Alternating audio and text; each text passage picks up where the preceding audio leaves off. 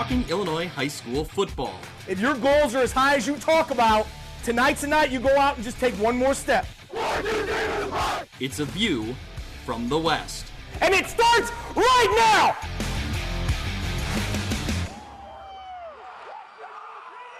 Welcome into View from the West podcast, the podcast covering high school football in the state of Illinois. I'm Greg Armstrong, joined by my co-host, Mitch Stormer. Mitch, you're back. It's the Three Rivers Athletic Conference preview. This is always a big one. A lot of schools, a lot of names to cover, and it's a competitive conference, top to bottom. This is a fun one. Yeah, I always love this episode. Love talking about these teams. Certainly my old stomping grounds, even though my school is no longer in the conference, but a lot of familiar names there. And like you said, we have two divisions, 6 teams each, and it's really going to be a very, very competitive year, I think. Maybe more so on the Rock side this year, but there's a lot of competition in the Mississippi. There's a lot of storylines for teams. We break it all down. We get into it tonight, and I'm excited for this episode. Yeah, of course, if we're talking Three Rivers Athletic Conference, Mitch, we got to bring in our conference insider, Ty Taylor. So when we get into the conference previews, we'll bring in Ty Taylor from WRMJ.com. Shout out to him. He put out his conference previews on their website today. Head out, check those out, WRMJ.com. Tons of information, tons of details. It's a really great season preview to kick off. So he does great work, and we'll hear from him and get his expertise, get his knowledge in here. Yeah, absolutely. No better place to go than WRMJ and Ty for their coverage of the track. So always fun to have Ty on with us. Yep. So we're talking the Three Rivers this week. Mitch, we've already previewed the NUIC and 8-man football. We've previewed the Lincoln Land Conference, the Big Northern Conference, and of course, we'll have the Western Big Six in next week's episode. This is all part of our conference challenge. So we're challenging all of our conferences we cover. Who can step up? Who can get the most views on their season preview episode on YouTube? Mitch, the reason this whole thing happened is because the NUIC, they carry the crown here every year. And once again, they're still leading the way. They had over 1,700 views in their first week. That's still the most of any of our episodes. Now, all of our episodes have gotten a lot of views, maybe more than they had in years past, but the NUIC continues to carry the crown. Well, we got a lot of loyalty in the track, a lot of devoted fan bases, both of the conferences we have left to cover, the track and the Western Big Six. We've got a big following there, so there is still some time to dethrone the NUIC. It's a tough task for sure, but we'll see what the friends of the show have in store for us. Well, of course, we know our fans of the Three Rivers Athletic Conference, they've been itching to get this episode and share it. So if they're listening to this, or anybody who supports the Three Rivers Athletic Conference or the programs within that conference, get out there, use the hashtag VFTW Challenge on X. Share this post when we put it out there, or share the episode, share a link to this episode using that hashtag VFTW Challenge. That will promote this episode. Obviously, you want your program to win the conference challenge, but Mitch, it also puts you in the drawing for a free large Godfather's Pizza in Silvis, Illinois. Thank you to Andy. He caught wind of this whole challenge and he wanted in on it. So if you use the hashtag and share this episode, you enter your name into a drawing for a free Godfather's Pizza. What else could you possibly want this time of year? It's great. Makes me want to create a bunch of burner accounts and try to win this thing myself, Greg. Absolutely. So, of course, you can find us on YouTube, find us on X, on Instagram, wherever you follow. We would love your support. Use that hashtag again, VFTW Challenge. Share this episode. Get your conference the most views. Put yourself in the running for that free Godfather's Pizza. We love your support any way you can give it to us. And speaking of supporting the pod, still time to be involved if you want to be a sponsor. It's never too late. We love our sponsors. We love helping out local community businesses. if you want to engage with us and you can help our show build, we'd be happy to have you along for the ride. Sponsors, you can email if you're interested at viewfromwestpod@gmail.com. If you want to donate, if you don't have a business but you want to help support what we're doing here, of course, head to PayPal, paypal.me/viewfromwestpod. So, speaking of sponsors, Mitch, you know who we got to thank. Yeah, I sure do. Tonight's episode is brought to you by our friends at Breedlove Sporting Goods, Western Illinois' premier sporting goods store for uniforms, apparel, equipment, awards, and tees here, Greg, online team stores. They provide all the same sporting goods services as the big nationwide companies, but with a faster turnaround, and their uniform pricing is a fraction of the costs you're probably used to. They offer name brands such as Adidas, Under Armour, and Nike, and are extremely responsive with any inquiries. With a primary focus on the western side of the state of Illinois, Breedlove Sporting Goods is the fastest way to outfit your team. Check them out on Facebook or at breedlovesports.com. Well, Mitch, I was just texting back and forth, emailing with Abby from Breedloves this week. Yep. Things are getting set up for the View from the West live kickoff party at the other bar in downtown Moline. Abby will be there selling merch in person, so she'll have some of the View from the West retro helmet merch for us. So it'll be the View from the West retro helmet. But if you want your specific program, that is available in our online store right now. We have almost every team in the Three Rivers available right now. You can buy it in a t-shirt, in a hoodie. Those are awesome. That Tecmo Bowl, that retro-inspired shirts. I love that look. We're rolling that out for the second year in a row. If you want the View from the West version of that, you can buy it live and in person from Abby from Breedloves at the View from the West live kickoff party. Abby will also be at the party giving away some free hats. We'll have some merch giveaways, some hats, some newly designed hats, Mitch. They've never been seen by anybody, well, except me and you, but to the general public, they'll be brand new. So I can't wait to roll those out that night. So there it is. We've already previewed it. The second annual View from the West kickoff party set live Sunday, August 9th at the other bar in downtown Moline, 4 to 6:30. There will be Godfather's Pizza there. Breedlove selling merch on site. We'll have those giveaways we talked about. And if you attend, the team of your choice can get entered into a drawing for a special edition View from the West kickoff party t-shirt for your program. So last year, the Fulton Steamers brought home the shirts. So this year, who can win that program t-shirt? It's a great way to, have a little fun with it and win something for your program. So I encourage everybody, coaches, parents, fans, anybody who loves high school football, it's a great way to come down and kind of celebrate the kickoff of the 26th season. Absolutely. And it sounds more and more as we've gotten texts and emails, RSVPs, I should say. It's going to be a great time. I don't think I'm going to be able to make it this year. Once again, unfortunately, I'll be watching from the sidelines as yourself, Matt Randazzo, Brian Stocking, a host of people are going to do just a tremendous job of having the conversation and good times flowing there at the other bar on Sunday. So looking forward to seeing the show. And again, we thank everyone for the support of being there, whether you're a coach, a player, a fan. Thank you for supporting the program and getting the whole gang together before the season kicks off. So thank you so much to everyone. Yeah, really excited. We'll have a lot of coaches there. They'll be interviewed live during the show. We'll have maybe some players there that we'll bring up and talk to live during the show. It was a great time last year. I'm really excited for it again this year. Like we said, just a great way to kick off the high school football season.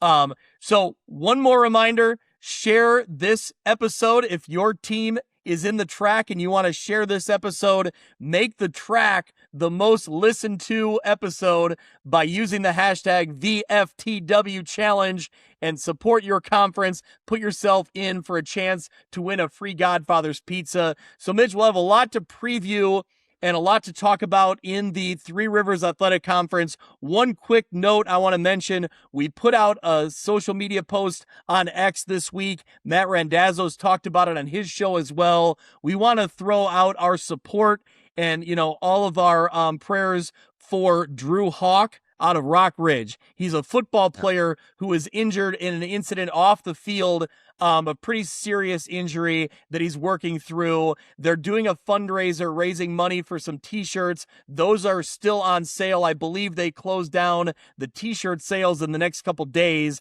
but we're trying to find ways to kind of help support him and help support his family any way we can. And there'll be more information on that in our next week episode, but also on the live show. We're hoping to have some ways to help support Drew and his fight and, and his family as well. Cause it's an unfortunate situation and we're really pulling for him.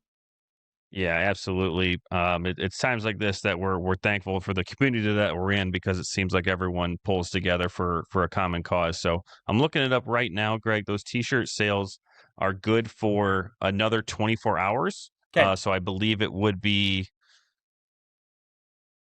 now I got to try and do math in my head. I think it's end of the day, Wednesday. Okay. I think Thursday at midnight is the cutoff. Okay. Maybe it's Friday. I don't really know. It's late here.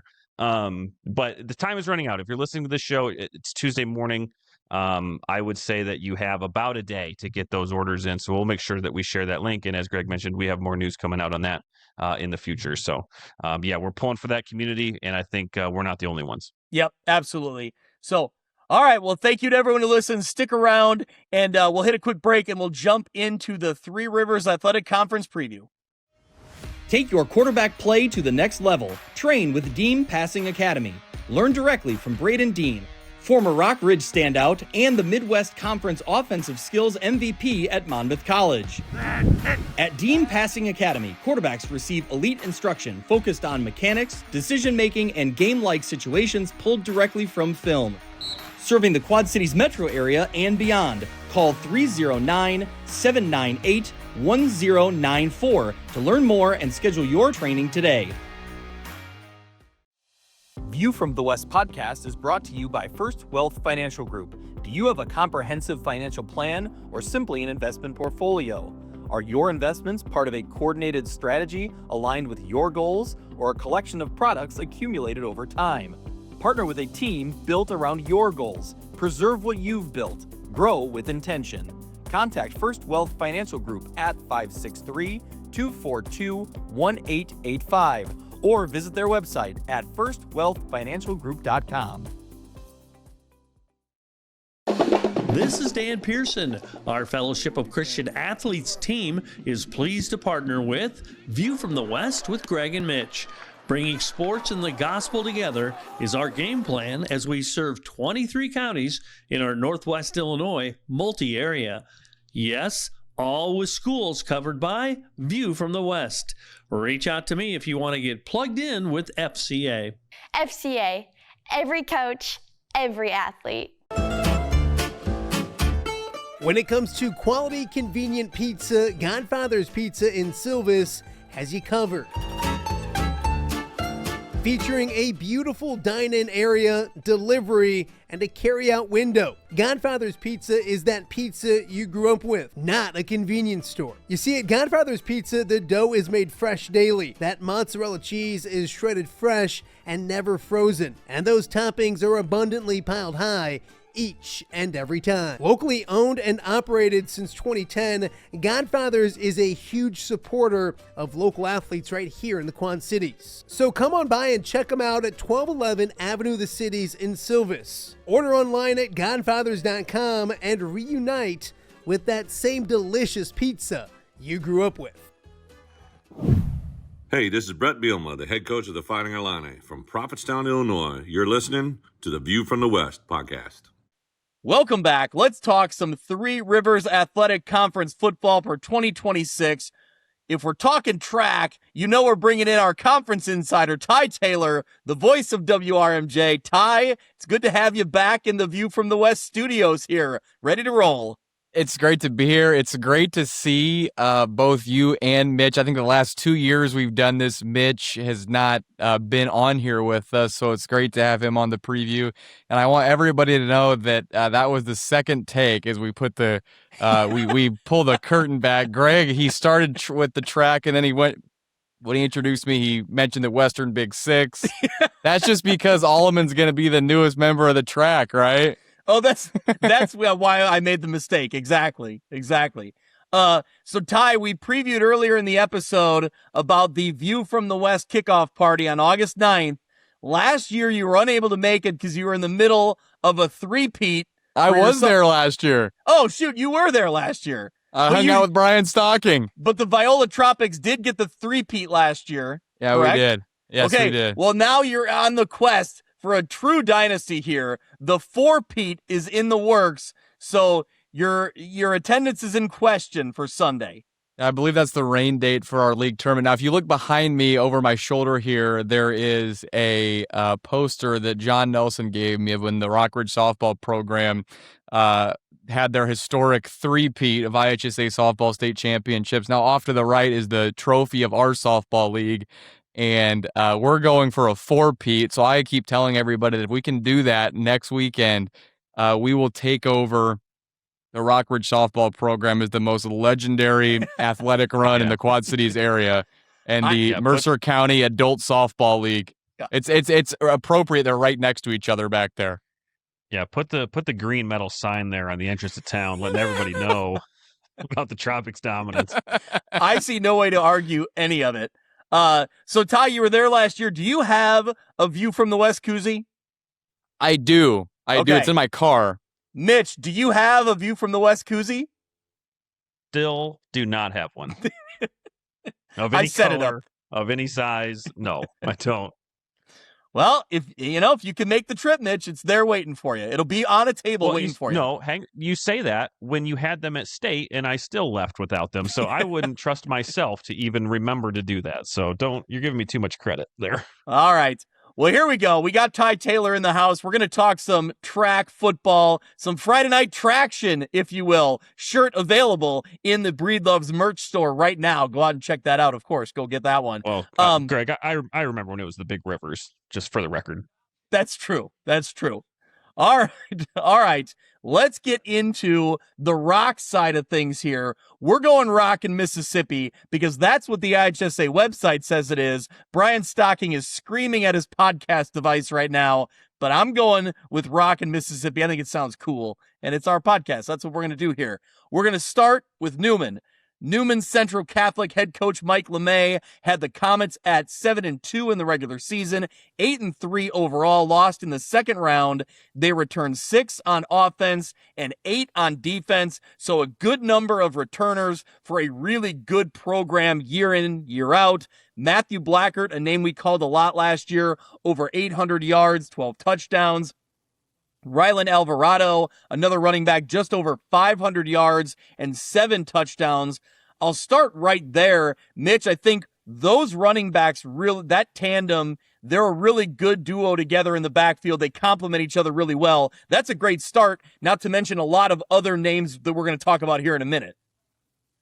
Yeah, for sure. Blackert was such a big piece of their offense last year. And Alvarado, in his first year last year in that Newman offense, you saw glimpses of it, right? He's a very, very good speedster, has done a lot of great work in the spring on the track. So another year in Mike LeMay's system. Certainly they like running the ball there at Newman. They always have, right? So excited to see what Rhineland can do this year, but to have an athlete on both sides of the ball like Matt Blackert coming back, it's a huge boost for this Newman team up front. Yeah, they will have to replace the quarterback position. The name we're seeing is Renner Rosengren, a senior quarterback, a dual threat, big, a big guy, a big quarterback. Started on defense last year. Some of his targets offensively, John Rosie is back again this year, 533 receiving yards, 5 touchdowns. Tyson Williams, also another tight end, had over 200 yards and another 5 touchdowns there. A name to watch on the offensive line is Matthew Murray. So a really strong offense all the way around. I have been texting with Coach LeMay this offseason, just kind of getting his thoughts on how he feels his team is progressing in the offseason and as they've started practices. And he's really excited, guys, and I think he has very good reason to be. He's been very pleased with the team's progression, making good strides over the summer. We talk about some of those names on offense, but I think where Coach LeMay's focus at the moment is on that line. And really making sure that the guys like Blackert and Alvarado and Rosengren, even as a dual threat quarterback, are going to have ample opportunities to show off their skills. So Coach LeMay is very excited. He's excited about Rosengren, kind of like you mentioned, that just a big athletic kid. We've seen Newman more and more get into the passing game.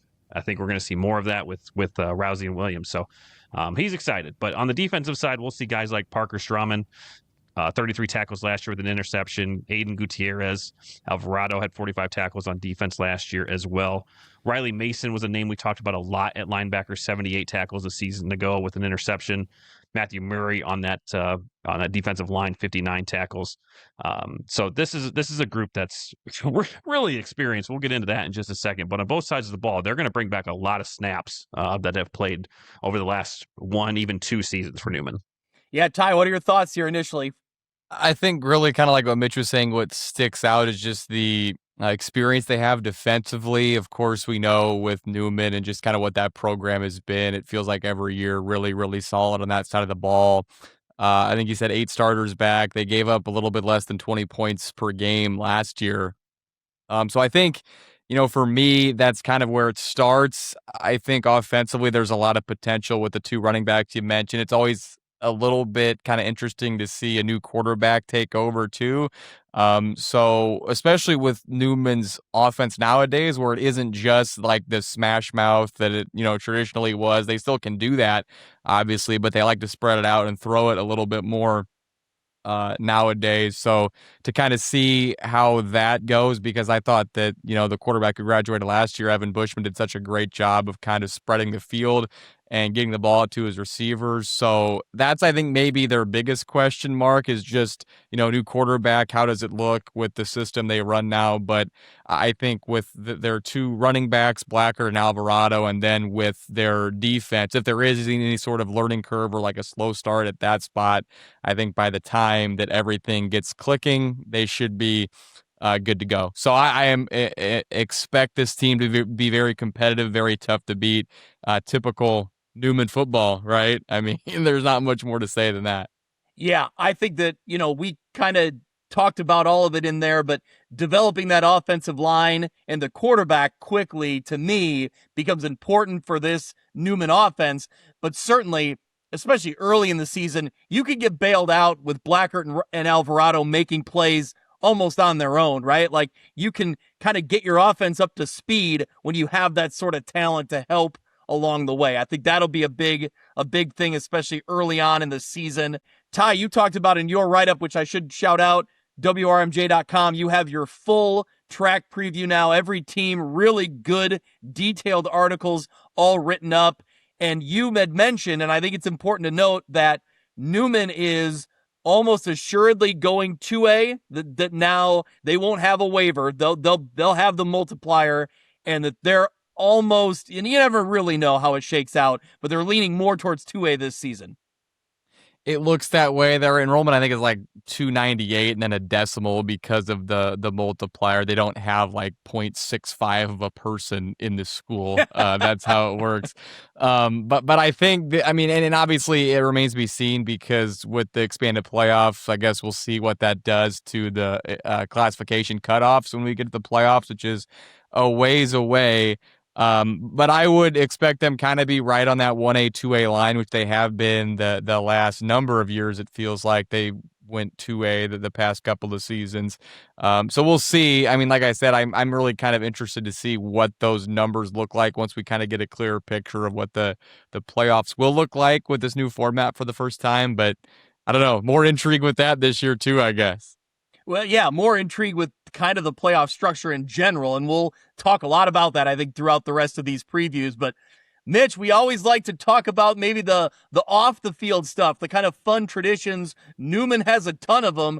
Tell us about the father-son campout that we're learning about here. Yeah, certainly one of the most tradition-rich programs that we cover. But one of their pride and joys is the annual father-son campout at Camp Benson before the season. It's an event that players and father figures get to spend time together before the season really kicks off.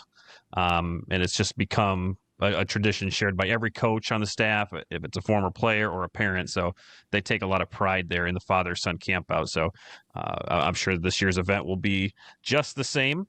And they love their tradition at Newman. So, yep.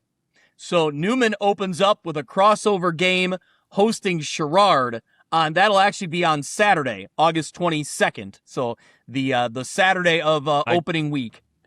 I do looking at their schedule. I think we're going to know. I mean, we're going to have to wait a little bit, but I think if the three of us were to, talk through this as we will, I think we're going to be high in Newman, we're going to be high in Riverdale, we're behind Rock Ridge. Newman they host Riverdale in week 7. They go to Rock Ridge in week 8. So towards the end of that season, that back third of the season, I think we're going to learn a lot more about those 3 teams, and maybe that we have to wait until then to know who's going to win this division. Yeah. There's another team in there that might be a sleeper, but we'll get there. We'll get there. Sure. There's good teams all over here. I'm going to say the way I think it's going to play out. I think it'll be one of those 3 teams, and we'll have to wait until week 8 maybe before it plays itself out. All right, let's get to the Riverdale Rams. Mitch, you just mentioned him. Head coach Guy Derricks last year, 6-4, finishing the season. They also returned 6 on offense, 8 on defense. So they finally broke through last year. They got back to the postseason, earning their spot in the 2A playoffs, which was something that Guy Derricks and that program had been building for and working for. It's a great story. We talked a lot about it throughout the year. Now it's that encore, right? You got to keep the program moving, and I think there's some names that we called out a lot last year that are missing, that have graduated, but you got to really like what Coach Derricks is doing here, and kind of the foundation is still there. When you're talking about Abram Creer is back again, over 800 yards, 8 touchdowns, rushed 70 times, 300 yards, and 9 touchdowns. I think that's a piece you look at immediately. I think he takes the next step. I think he becomes maybe even more of a focal point on this offense. Jackson Tegler, a wide receiver, had almost 500 receiving yards, 4 touchdowns. He was honorable mention all conference. Jackson Fritsch back on the offensive line. Marcus Bennett back on the offensive line. Carter Orr also back on the offensive line. So starting on the offensive side of things, I think Creer is going to be a big focal point this year. Don't you think, Ty, just looking at his numbers last year? Yeah, and I think, too, when you take the step, especially the quarterback position from, like, junior year to senior year, it feels like there's always a jump there. And they just have so much talent back. I mean, offensively, really, I know they have to replace the 2 main running backs, but you mentioned Jackson Tegler, who's such a great multi-sport athlete, such a great pass catcher for them. And I think up front, they'll be really, really strong. I mean, they have some huge kids that play up front for them. I mean, monsters last year. Like, when I saw them in person, I'm like, oh, my God. Like, the size of some of these kids. I know, like you mentioned, Fritsch and Bennett are back, and they've been, I think both really impact players since they were freshmen at Riverdale. And then, I think, though, when you look offensively for them, like I said, the question mark kind of is just what they're going to do in the backfield because of the 2 kids, Gage Heinsohn and Kane Beckett, that they lost to graduation, did so much offensively for them, kind of both rushing, and then Beckett, too, a pass catcher. But I remember a kid last year, I think Lucas Dunbar was his name. He played on defense and got a few not a few, but he carried the ball a little bit for them offensively, really kind of explosive in the kick return game too. So that's a kid that I think they'll probably lean on to kind of pick up some of that production in the backfield. But just like Newman, when you have 8 starters back on a defense on a team that was as successful as they were last year, I think that's the side of the ball that you look at too. And I think with Riverdale, we talked about this last year. I remember, Greg, going into the season, we talked, this is the year, meaning 2025, that they can take the step forward and kind of break down that wall, get to the playoffs. This team this year, I think, is kind of the group they've been waiting for. Like, this is, I think, the season they've circled. And I don't just think this team is going to be good. I think they have the potential to be really good. And I think that there's a chance. I don't know if maybe you say they're the favorite. I'm sure we'll get to that a little bit later on. But this is a team that could win a conference championship in the TRAC. I really do think so. They're good as long as they can stay healthy. The core they have is great. So I'm very high on them this season. Yeah. I think the interesting thing to point out for them is, taking the next step. Now, under normal circumstances, last year they made the playoffs. This year, I think you look at, if it was under regular condition, you want to get to that, 5, 6, 7 wins. I think they can still get there, but now I think the goal for them under the new structure is you want to get that bye, right? You want to get into that, what we would call the traditional first round of the playoffs. And I think this team, that's the next step under this new structure. I think they can get there, absolutely. Looking at the defensive side of the ball, Tegler, as you mentioned, he had 31 tackles, 2 interceptions. He was first team all-conference. Fritch and Bennett, also on the defensive line, were returning all-conference selections. Lucas Dunbar, which you mentioned, potentially on offense. As a linebacker, he had 50 tackles, 5 tackles for loss, a forced fumble. Brady Rogers is back as a linebacker, 80 tackles, 1 sack, 1 tackle for loss, 2 forced fumbles. He was an honorable mention all conference. So Mitch, a lot to be excited about here for this Riverdale program. What do you look at as kind of the keys or, something that needs to go right for this Riverdale Rams team to have success? Well, think of it this way, guys. This senior class, their freshman year, they were 0-9, right? When they were 8th graders, there wasn't a varsity team. So that's the progression. No team, 0-9, 4-5, 6-3, and now here we are. I think 6-3 is the floor for this team. Looking at their schedule, I'm really excited about Riverdale. We've talked about the job that Coach Derricks has done, not only staying when things got tough, but really just building this Riverdale Rams team back up to where they can get back to the playoffs for the first time in 14 years and just continue to build off that. So I like everything you just talked about with Riverdale football, to be honest with you. They, as Ty mentioned, they do have to replace some key skill position guys. Certainly Beckett and Heinsohn were outstanding players. But if Riverdale wants to take that next step, like I said, I think 6-3 is a floor. I think there's a path to get to 7-2. But just to keep elevating every single week, and this will be a playoff team, I have no doubt about that. It just might look a little different than what we saw last year's playoff group. Yeah, I think that what has happened throughout this, program's history in recent years, you really see the culture change because of the commitment and the buy-in of these players. So, the group last year, that senior group last year certainly has a lot to be proud of because they got them to the playoffs. And now the juniors last year going into their senior year know that, man, they have a huge opportunity to take the next step. Yeah, and I came across this today, and shout out to whoever's running the Riverdale Rams Facebook page, but they posted a video from their locker room, and one of their kids, it's Jackson Fritch, as a matter of fact, squatting 525 pounds. And the team is just hype. That didn't exist a couple of years ago at Riverdale. It just didn't. So it's a total culture change. And yeah, really excited for Riverdale this year. Yep. All right. We'll see what they can do. Let's keep moving our way through the conference. Orion. The Orion Chargers have a new head coach for what? The first time in 17 years, Ty? Is that the number? 17 years, yes. Welcome, yes. Coach McLean. So, yes, Coach Matt McLean, we interviewed him in the offseason. You go back and check that out in our archives. Really, he was a fun guy to talk to. Really, even early on in the process, was really motivated and really excited about this group and kind of taken over. And he came from a bigger school in Davenport North, but he says he's a small town guy and he loves kind of the feel of Orion and he loves what he's seeing out there. So what he has coming in here is a lot of returning starters, but obviously this group might look a little different, right? Because we have to start with Cale Filler has graduated. The quarterback for 4 years, put up remarkable numbers from freshman year all the way through senior year. He'll be playing at Monmouth College this fall, and for good reason. So I think with him graduating, maybe that offense makes, a little bit of a switch. And especially when you start talking about a head coaching change also in the mix, there's new ideas or different ways to go about it. So we'll start on the offensive side of the ball for the Chargers. Charlie Arnold is back as a halfback. Aiden Langang at running back as well. Aaron Moore, who is a player that Coach Filler had me watching for last year as a wide receiver, is back again this year. And Grayson Weaver on the line. On the defensive side, Arnold again as a defensive end. Langang as an outside linebacker. Moore as a cornerback. Jackson Noyd as a cornerback. And Mason Leilman as a linebacker. So what Coach McLean likes about this team heading in, team speed, athleticism, thinks they're going to be fast and physical on defense.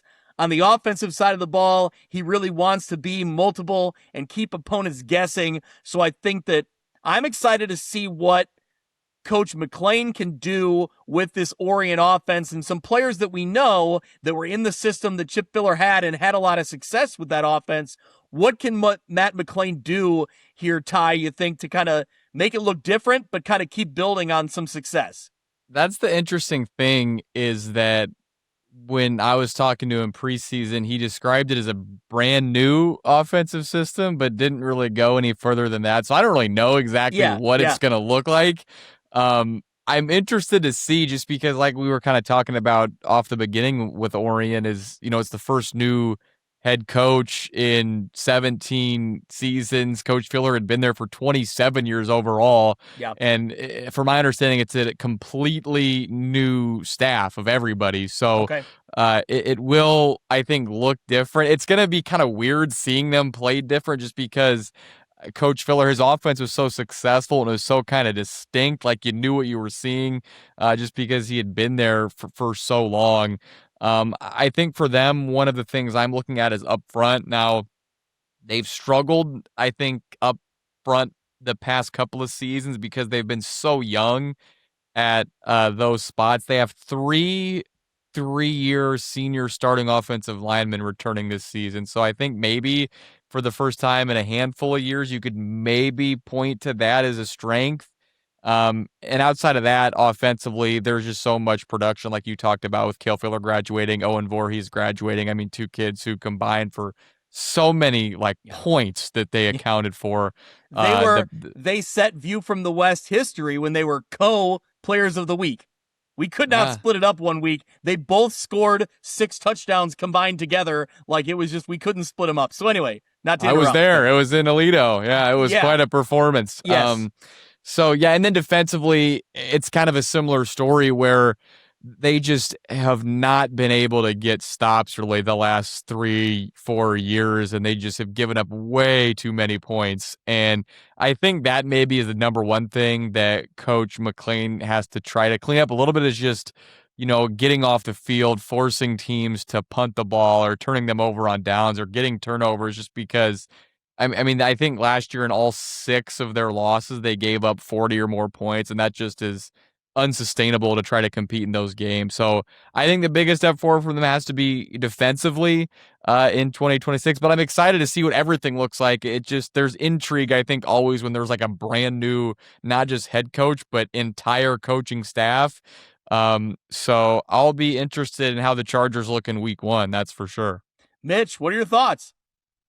Well, Ty just took my key away. I think the first thing that they'll need to really look at, obviously with a new system, new coaching staff, there's a lot of things, but I think Ty just nailed it. 37 points a game last year. Like, look no further than where that is. And they were in a lot of their games because their offense was so potent, but they've got to shore that up on the defense. So with 6 guys coming back, and you get a little bit of a foundation there, some experience, but it could be a whole new kind of defensive scheme there. But shore that up first. But I think just in general, this is, you kind of got to pull a Riverdale, right? You got to change the culture here a little bit, get back to establishing that new identity now with the coaching staff. So Coach McLean's got his work cut out for him, I think, but likes his team speed. I think with the way that they start their season, they've got an opportunity to get off on the right foot, and maybe that'll help them down the road. So, I think it's going to be fun to watch Orient here in this new regime. Yeah, well, when we talked to Coach McLean in the offseason, his big emphasis was, if you only allow, 14, 21 points, and you can score one touchdown per quarter, you're going to win football games. And so it's easy to spell it out that way, but can you execute it? I think that's, what we're all talking about here. That's the challenge. I'm, again, like you guys said, I'm interested to see how it looks and how it feels, when they get on the field here. Mitch, like you mentioned, there's an opportunity, I think, early in the season. They open at home against Mendota. In week 2, they go on the road at Sherrard. So Yep. big rivalry game between Orion and Sherrard. We'll talk more about the Tigers later, but a new head coach there as well in a rivalry game there in week 2 with both programs trying to establish a new identity. And that's an interesting start to the season for Orion. See if they can take advantage of some of those games. So, all right, let's get into the Mercer County Golden Eagles. Ty, it's a team you know very well. You're calling them week in and week out. Is that going to be your primary beat once again this fall? Yes, the Golden Eagles, my alma mater. That's right. Let's go. That's right. A proud Golden Eagle. I was covering your games when you were in high school, so you know how it goes. It's, I've been there. I've seen it. So, all right. Fred Lucas back again this year, 2025. It was a struggle. 2-7 overall. They returned 3 on offense. They returned 3 on defense. On the offensive side of the ball, you have Logan Schreers at a running back, Brady Heinrichs at offensive line. On the defensive side of the ball, same 2 players going to be back making an impact. As a defensive back would be Schreers and defensive lineman in Heinrichs. So, Ty, I'll start with you. There was a lot of talent last year on this Golden Eagles roster, and I know they had a little bit of injuries, but overall, I think maybe was there a struggle just to kind of adapt to the new system that Fred Lucas is putting in? They're going to a wing T style offense, kind of an old school grounded pound approach. Is maybe under the second year of that going to be maybe a little more familiarity, finding more success? Yeah, I talked with Coach Lucas at a 7-on-7 event maybe about a month ago at this point, and that's something that he really kind of stressed was he felt like just like the installation in the offseason of stuff has gone so much smoother this year because, I mean, they went from basically spread 3 wide receivers, 4 wide receivers, shotgun every play to wing T, under center snaps, some double tight, double wing stuff. From 2024 to 2025. So, I just think that's such a shock where a lot of kids are playing completely different positions now. Talking about, going from maybe a wide receiver to a tight end or a wide receiver to a running back. And that's some of the personnel they had to shift. I do think, maybe their tailbacks and running backs this year are a little bit more, I think, wing T style running backs maybe than the kids they had last year. But I think probably, like you said, the biggest struggle was just adjusting because by the middle of the year, there were flashes where they played the style they wanted to offensively, where they would just kind of slowly, methodically, pick up a first down and move down the field. And they had a handful of scoring drives last year that I thought were really impressive, but kind of a similar story to the Orion. They just could not get enough stops last year to stay in games, and their turnover differential, sometimes you can't control that stuff totally. I think it was a little bit unlucky where it was just like a horrific number where I think they went something like 7 weeks in a row without forcing a turnover on defense. And, it felt like every week they were fumbling 3 or 4 times and giving the ball to the other team. So I think, that will, that gap will, I think, shorten a little bit just based off of, I don't think they'll turn the ball over as much as they did. And theoretically, they should be able to force more turnovers just by playing the games if the ball can kind of bounce their way a little bit this year too. I know special teams is a big focus for them.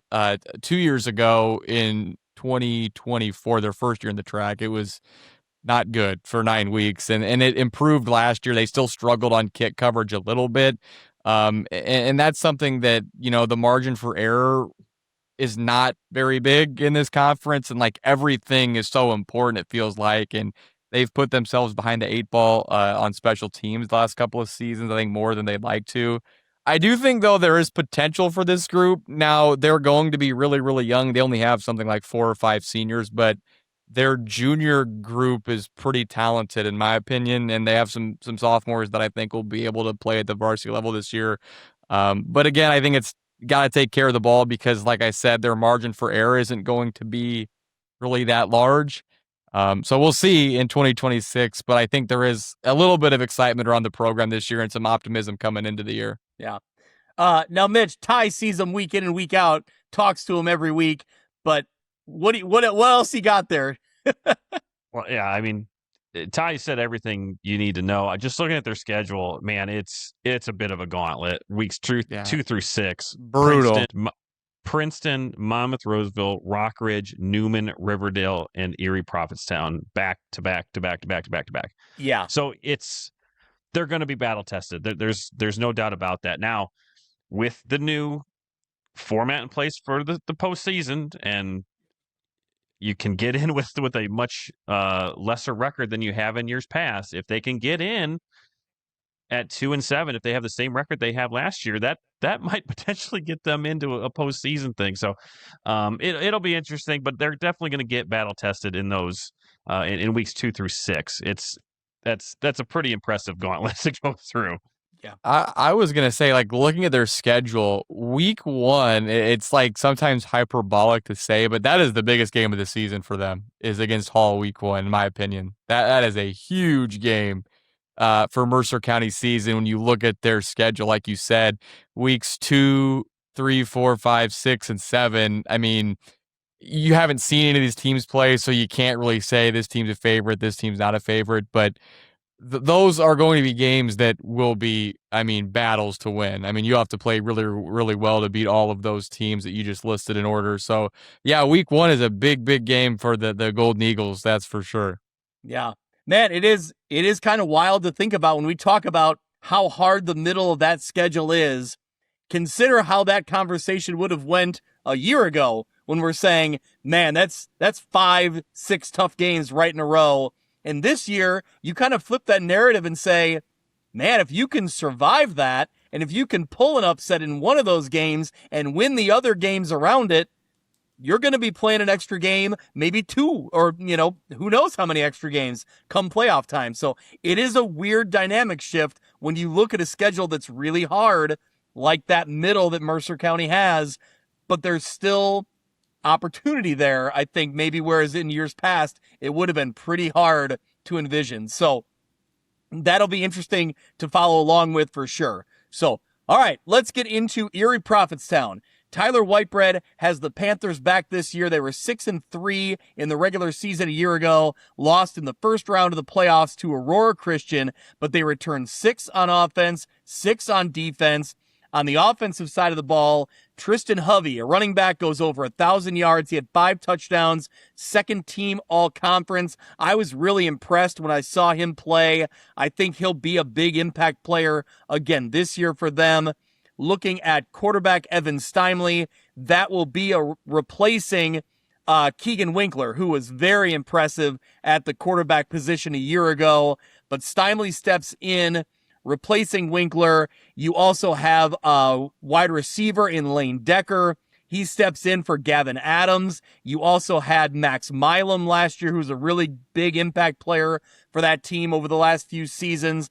Connor Keegan was another impact player that graduated. They graduate some big names, but they return, I think, a lot of depth here. So Caleb Reamer as a unanimous first-team all-conference player on the offensive line. You have a center in Brecken Sandrock, returning starter. Mason Minson, returning starter on the offensive line as well. Noah Wetzel steps in as a first-year varsity player to be in the backfield along with Hovey. So I think there's a lot, again, like I said, depth there and a lot of talent just kind of waiting to emerge for this program in Erie Prophetstown. On the defensive side of the ball, Derek Nafsker, a unanimous first-team all-conference player, very good on the defensive line. Reamer, who we just mentioned, will be on the defensive line as well. Steinley will be a linebacker on the defense. Hovey will be a linebacker on defense. And John Holland on the defensive line. So, Mitch, when we talk through a lot of these names, it's a mix of some talent we've seen and some proven talent, and then some new guys that feel like they're ready to step right in and have an impact.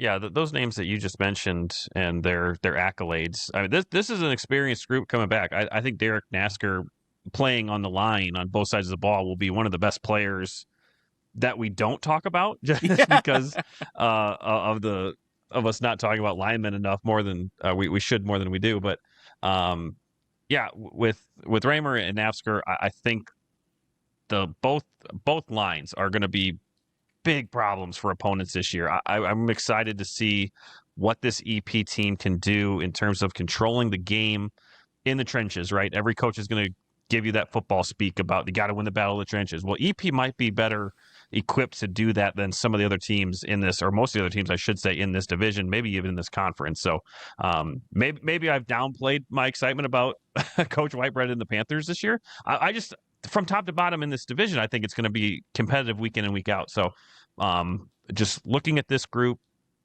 I think you mentioned replacing the quarterback is going to be probably the number one thing, but when you've got a line like that, when you've got Hovey there, EP is going to be primed and ready to compete week in and week out with some of these other teams that maybe we're thinking are going to finish first and second. EP is going to be right there. Yeah, Ty, what do you like about this Panther squad? Really what Mitch said, we talked about how high we were on Riverdale and how high we are on Newman, and there's another team we'll talk about in a moment probably that we're going to be pretty high on as well. But I think when you talk about like this conference race, Erie Prophetstown, I think is a sleeper is the way I would put them. I don't think maybe people have them on their radar as much coming into the season.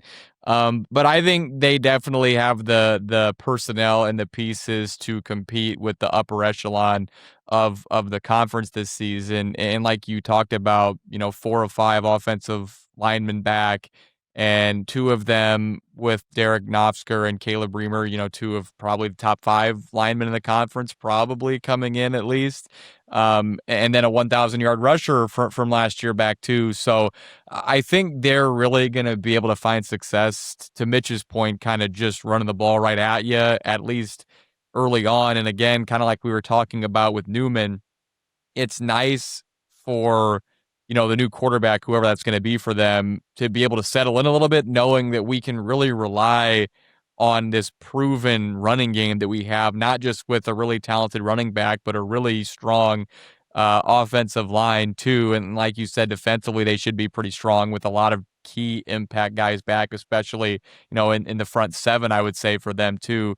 So yeah, they're a team that is interesting coming in. And I think week 1, they play Monmouth-Roseville, which should be an awesome game. And we didn't mention earlier, but Riverdale and Princeton play in week 1 this year too. So those are a couple of really big games. But I think like Erie Prophetstown, Monmouth-Roseville, with, as we've talked about, what we think Erie Prophetstown will lean on this year and what Monmouth-Roseville has kind of traditionally done, especially the last couple of years, that's going to be a smash mouth game right off the bat, man. Let's go. I remember it was later in the season, but I remember an Erie Prophetstown Monmouth-Roseville game from a few years ago that was a great game, a really good football game. So yeah, I'm very excited to see that one. That one will be at Erie Prophetstown. I believe they're playing home games in the regular season in Prophetstown this season. I think I read that. That is correct, yes, because I got to go there. Yep.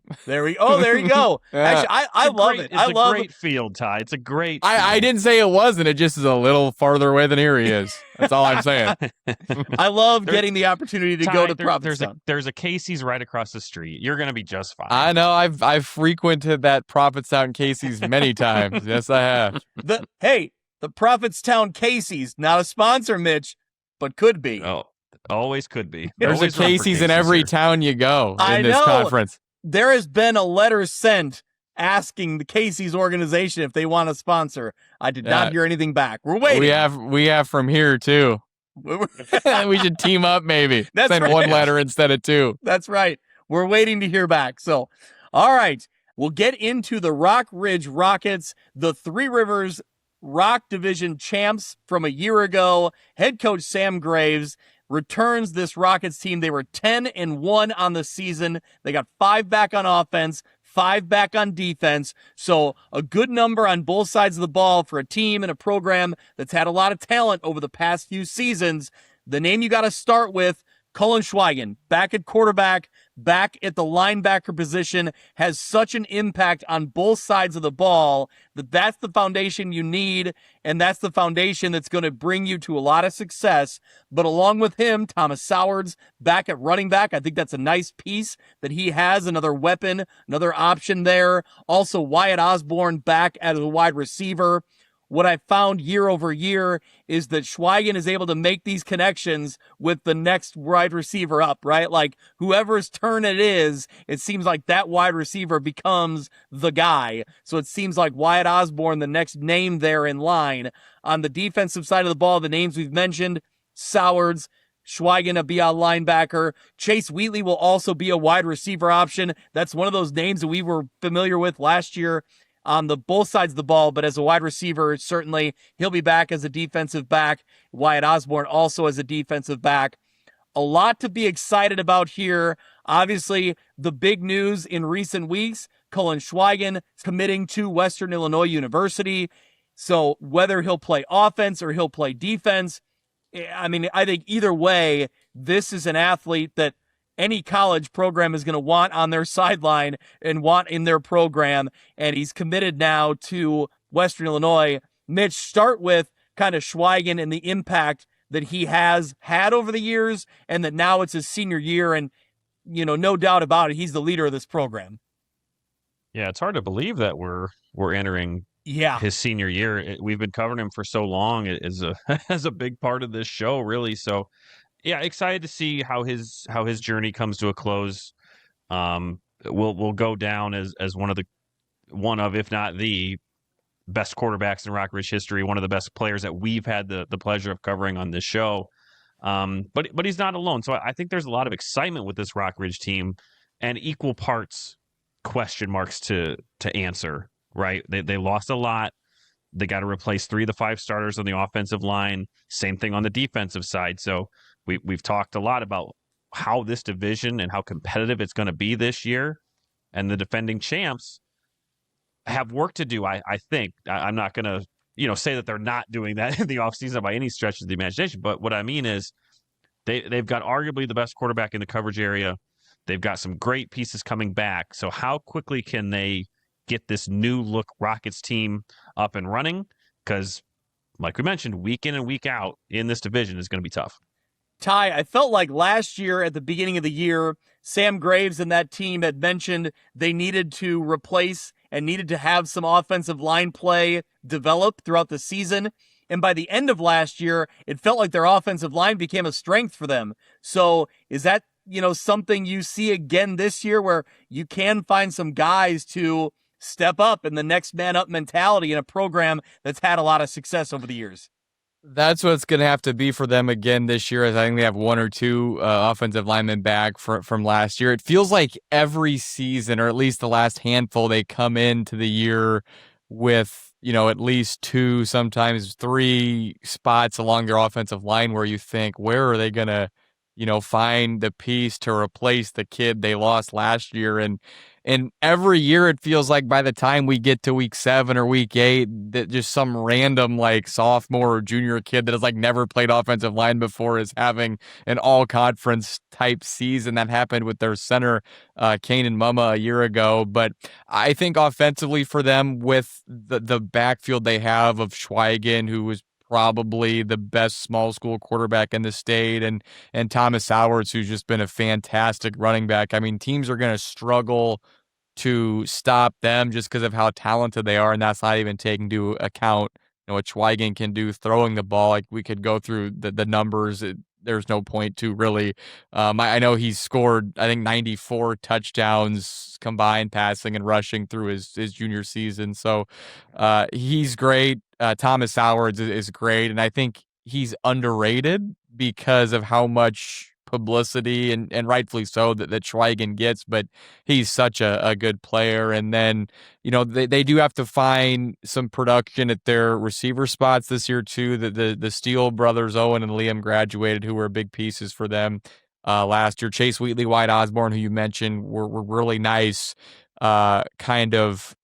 maybe, they weren't the number 1 and number 2 receivers, but they did a great job kind of possessing the ball, first downs. They had a handful of touchdowns between the 2 of them as well.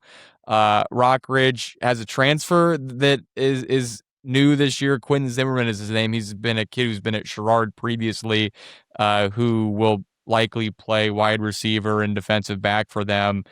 So a 2-way starter that's a newcomer will help them out. But again, it comes down to, I think, up front for them. And then defensively, They've been just fantastic the last couple of years, but man, they lost some really, really good players on defense from that team last year. And I think what it does is I don't want to say puts more pressure on, but they're going to rely much heavier on Schweigen and Sowards on defense, where they both played pretty much every snap defensively last year. But, this year they're like the top two guys on their defense. And that just, it always, no matter who you are, and he's a great athlete and he's never got hurt before, but it just makes you nervous when your quarterback is like a really important linebacker on defense too. That's a lot of contact he's going to take.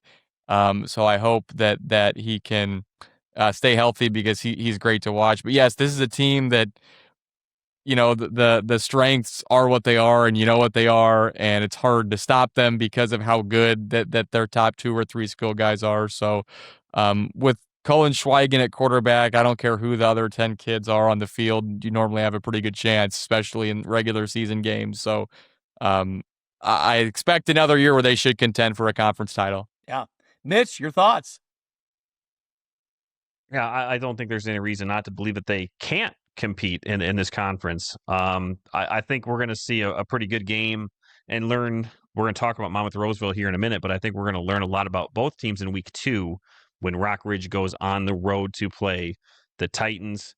And looking at kind of the last 2 games of Rock Ridge's season, Newman and Princeton. So I've said it enough. Don't need to keep repeating myself. It's just going to be a tough division because I think there are 4 teams that you could legitimately say this is going to be our champion at the end of the year. And that's exciting. So really excited to see what Rock Ridge is going to do. Really excited to see Cullen's senior season, how he can close out his just tremendous career. And as we stop talking about the Rock, I'm just excited for this division as a whole. Well, what some of our biggest fans from Reynolds, Illinois would say, Rockets by a million. So that's right. No, put it on a shirt. We should put it on a shirt. Absolutely.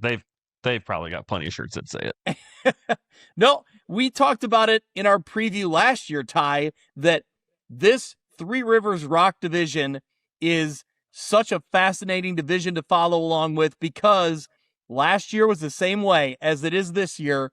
There's, Mitch pointed out, a handful of teams. There are so many what I call like X Factor games, right? Where they're almost toss-ups week in and week out, and they will determine this conference, and it's really tight. And I'm again, like last year, really interested to see how it all plays out because I think there's a lot of talent here, and it's going to be, every week in the Three Rivers battling for that Rock division title. So we've talked about all the teams now, and we've said that there's a lot of parity and a lot of talent, but we got to put ourselves out there. We got to put ourselves on the line. So I'll let you boys battle it out. Who's picking first? Who's making the bulletin board material first here?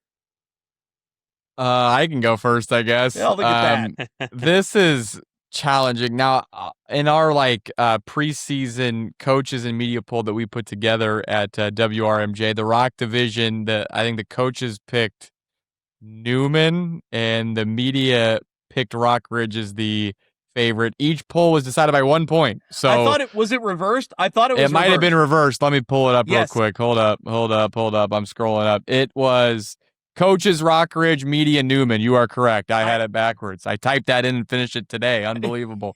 But yes, in either way, it's going to be, I think, so closely contested, and not just those two. We talked about Riverdale and Erie Prophetstown, and even Mercer County and Orion need to take bigger steps forward. But I think there's potential for both of those teams to compete in this division.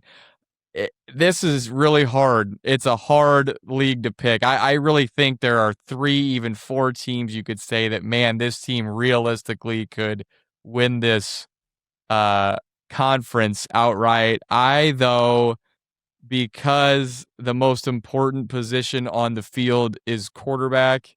Now, Rockridge does have question marks. I'm definitely not disputing that, but I just think in every game they play, they're going to have the best player on the field, and I think that's worth something in high school football especially. So I give the Rockets the slight nod as the favorite in the fall of 2026 to repeat, but I think any of those other three top teams we mentioned, Riverdale, Erie, Prophetstown, and Newman, could also win the league. But I'm going Rock Ridge. Mitch, your thoughts? Yeah, I think in probably each of the last couple years, I've predicted Rock Ridge will win this division. I'm going to go a different way this year just because I think the experience that Newman brings back with kids that have been playing for 3 years at every level of the field, every phase of the game, new quarterback, sure, but a tremendous coaching staff, a tremendous group of kids, and a lot of experience coming back, a lot of snaps that have been playing for Newman back on this roster. I think this is the year they can get it done. I'm going Newman as my Rock Division champ this year. All right. I am the last one to pick here. Both those names, I think, are obviously the top two.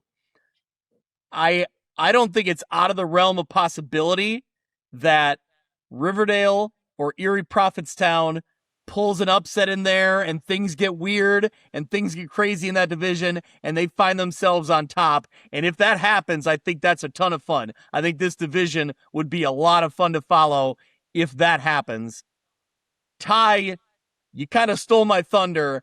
I agree with you that I said it last year when Rock Ridge played Newman, heads up, that I was going to pick the team that had the best player on the field. And that's Colin Schweigen. He was the quarterback last year and linebacker. He's a quarterback and linebacker again this year. I think that's where I'm giving the edge because you just look at QB and linebacker positions and you have that guy out there. That I'm gonna lean Rock Ridge, but I will say I would agree it's really close. I love covering this division because it's so much fun the last few years where there is so much talent and so much parity, and it's going to be great the way it plays out.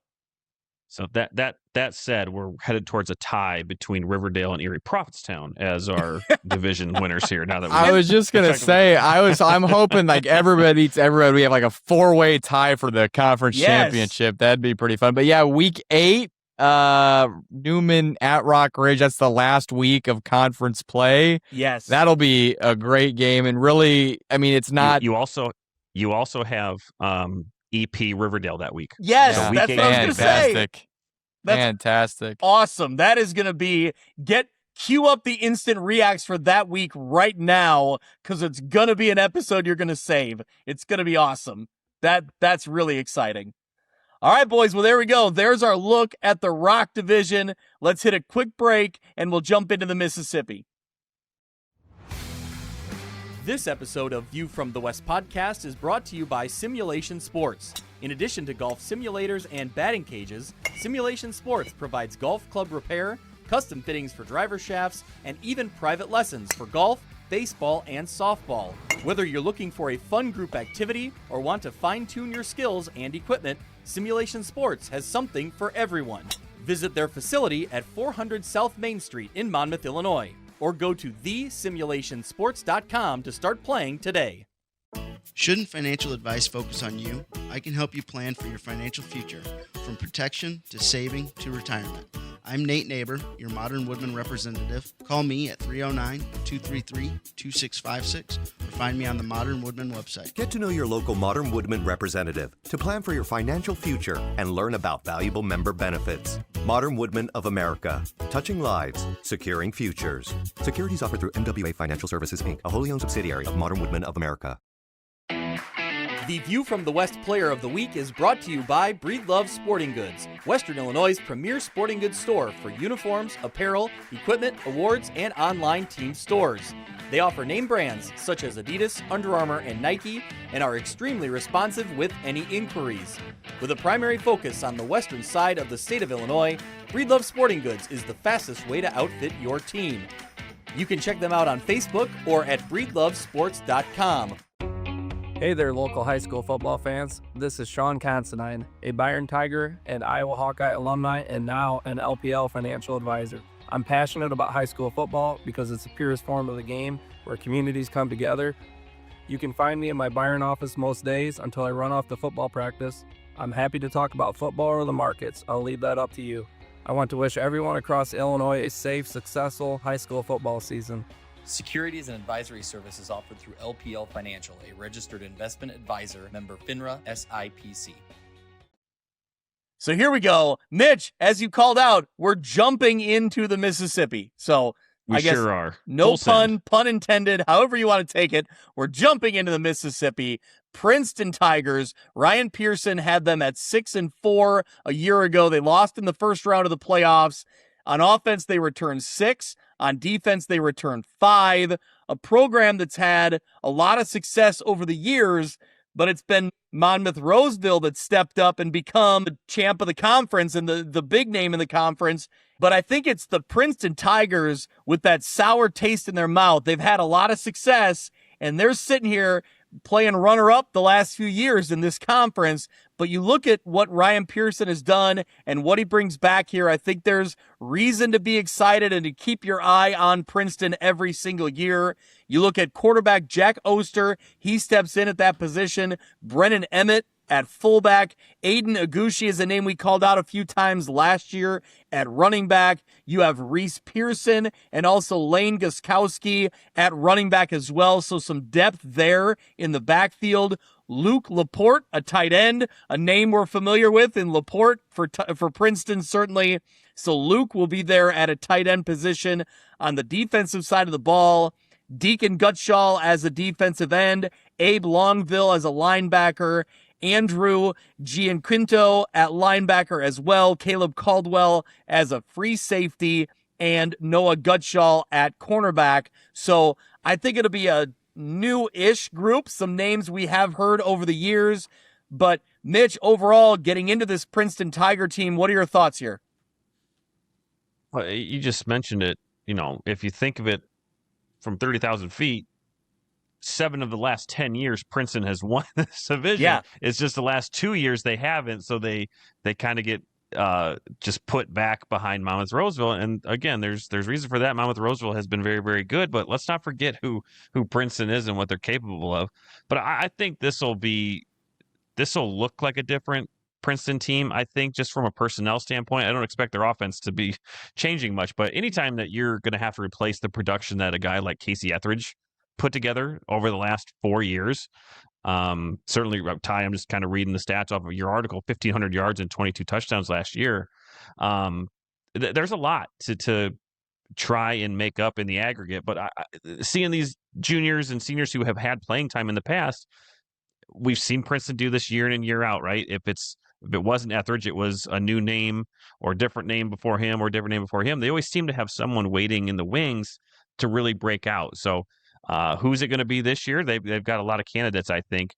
Defensively, they hung tight a lot last year, only allowing 22 points per game, maybe more than they would like to, maybe more than they're accustomed to. But they've got some guys like Longville and Guskowski and Laporte all coming back. So they definitely have experience on that defensive side, and it should pay dividends for them here as they try to compete in the Mississippi. Yeah, Ty, what do you see out of this Princeton Tiger squad heading in? Yeah, Mitch, I agree with a lot of what he said because, you know, it is going to be a much different looking team. You mentioned Casey Etheridge, the year he had and the career he had at Princeton. And then, you know, their quarterback last year too, like it's something like 2,000, more than 2,000 of their 2,600 rushing yards as a team graduated. So they have, of course, a lot of production to pick up there. And I know that their senior class isn't huge, really, where they played a lot of sophomores last season. I think they're kind of looking at a lot of sophomores to play significant roles at the varsity level for Princeton again this year, too. But again, it just is a program that, like, you just trust them. You know, you just trust what Coach Pearson does, and you just trust that they're going to be really competitive and well coached, and they're going to play hard. And I think for them, they're really motivated because they had won 7 conference championships in a row, and in the last 2 years, they've come up short, and it's not just they've come up short, but they kind of got beat up by Monmouth-Roseville in both of those games that they've lost to them the past couple of seasons. So I think, they're a group that really wants to get back on top of the conference. I think that a conference championship is something that people, I think every team wants to win, but I think, in some specific instances, maybe it can mean a little more to a team. And I think this year they really are looking to get back on top of the conference. So I'm really looking forward to that game when they meet up with Monmouth-Roseville, because that should be quite a battle this year. Yeah, I think overall, Mitch, we've talked about it for years, and I guess Ty, we've talked about it as well, but I've been really impressed with Ryan Pearson's coaching resume going back over his career, and then obviously coming into Princeton and what he's done here. I've been really impressed with the way he's able to take the talent he's got and turn it into something and take it to that next level.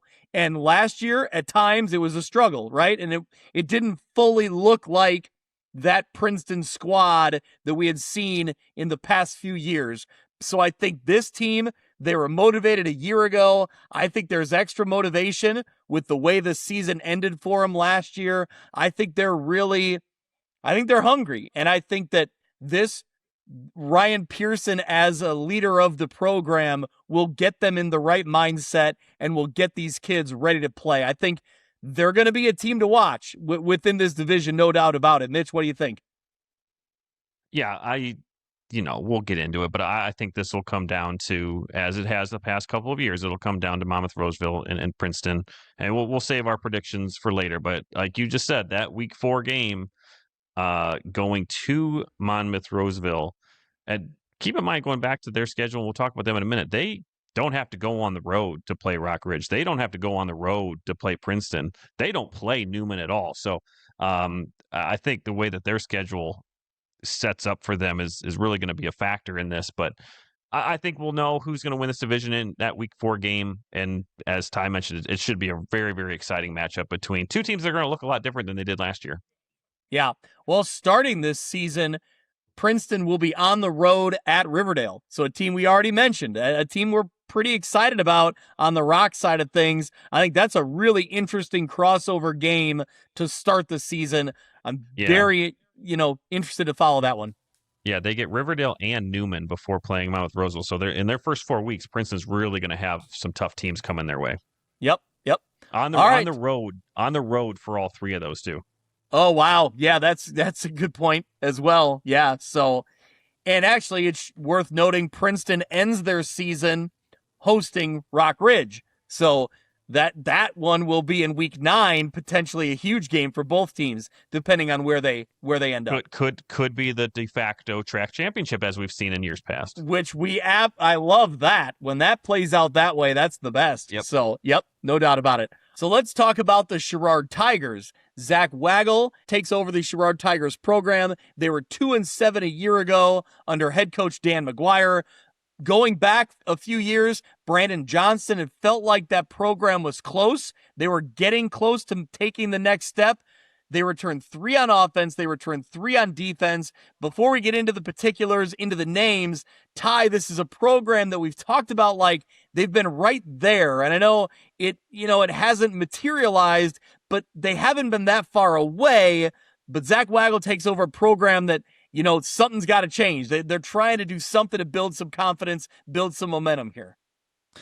Yes, it's a program that the last, I would say, 3 to 4 years especially has been a lot closer than maybe it seems. And you just look at the win-loss record. A handful of seasons ago, they went 3-6, and I think lost 4 games by 12 points or less, and 3 of them by 1 possession that season, including a game where they led Rock Ridge basically the whole night and then gave up a late touchdown. That was 3 seasons ago at this point. And then last year, it just is an unfortunate year because they had a pretty talented senior group a year ago where they go 2-7. But they lose 2 crazy games to Hall and Mendota, where they basically are playing without their best player for 5 quarters across those 2 games. They had a game against Mercer County where their best player, Carter Brown, got hurt in like the first quarter, and they could have easily won 5 games last season. They won 2. But they had a gigantic senior class graduate. It was something like 14 kids out of 32 or 33 in the whole program.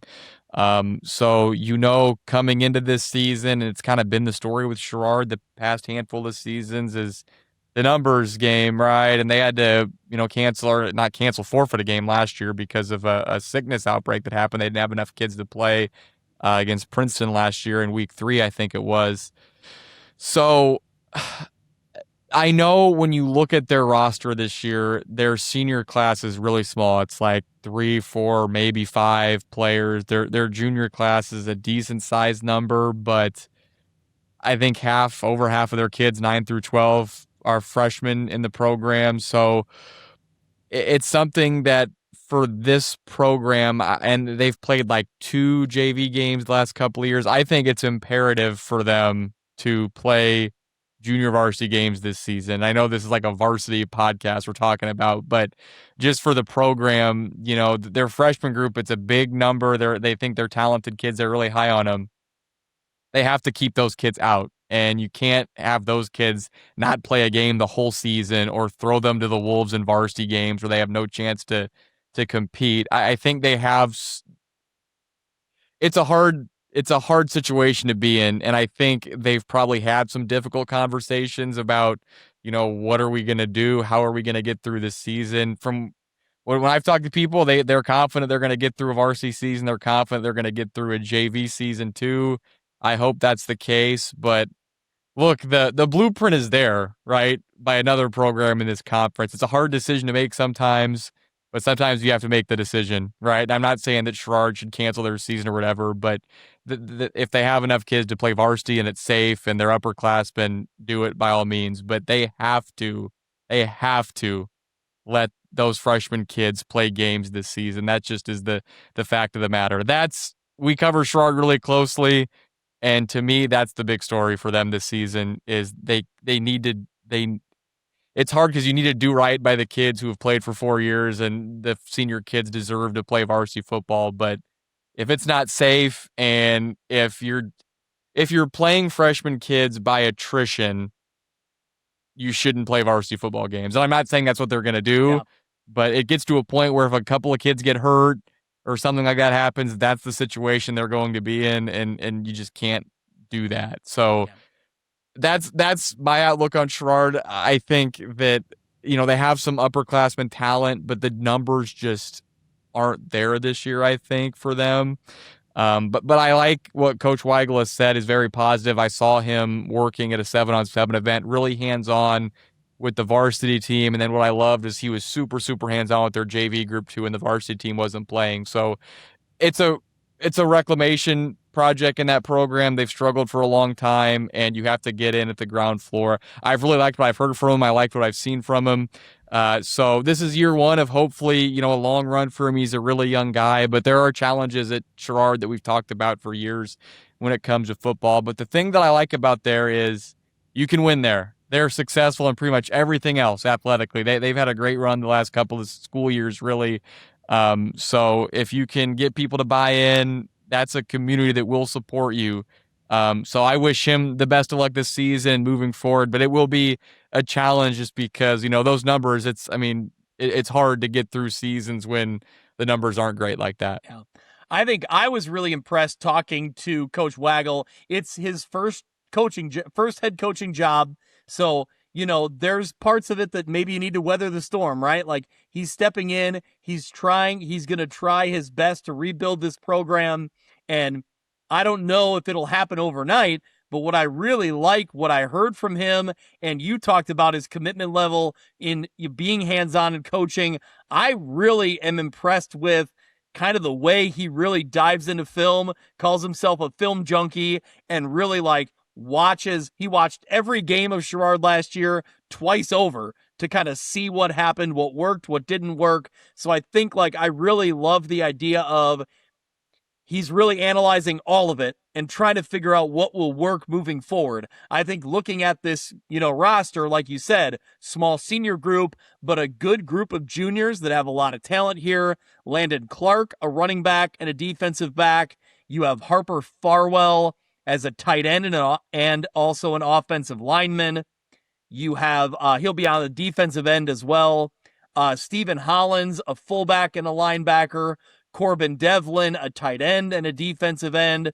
Javen Jones as a defensive back. He'll be a senior this year. So I think it's a young overall group, but hungry, high effort, high character group. And I think that's a good foundation to start. There's some talented players here, and there's some savvy players on defense. Can you turn it into positive momentum, whether that plays out in wins or just plays out in, being competitive week in and week out, and you find, you pull an upset somewhere along the way. I want to see, obviously, like all of our programs, I want to see success. And so I think that Coach Waggle is jumping in and really starting with the fundamentals, blocking, tackling, just playing smart football and getting back to the film study that he does. I'm thinking he'll have his players playing smart football. Mitch, what do you see in this roster? What do you see in this program? I think you guys have really, really touched on everything. This is going to be a building year for Sherrard. And to Ty's point, it's how safely can you do that? If you're going to have low numbers and they're going to be young, obviously they want to play. The coaches want them to play. We want them to play. But the development is the bigger goal than the game. And when we've seen programs go through down periods, let's just call it, of low participation or just a younger group in general, we mentioned Riverdale. The blueprint is there for how they were able to do it, and it doesn't have to mirror that by any means. But they're not going to be new. Programs have walked down this path before. So it'll be interesting to see how this plays out. And again, if you're going to develop, hopefully they have the opportunity to do that safely so that they can continue to build that program back up and move forward. Yeah.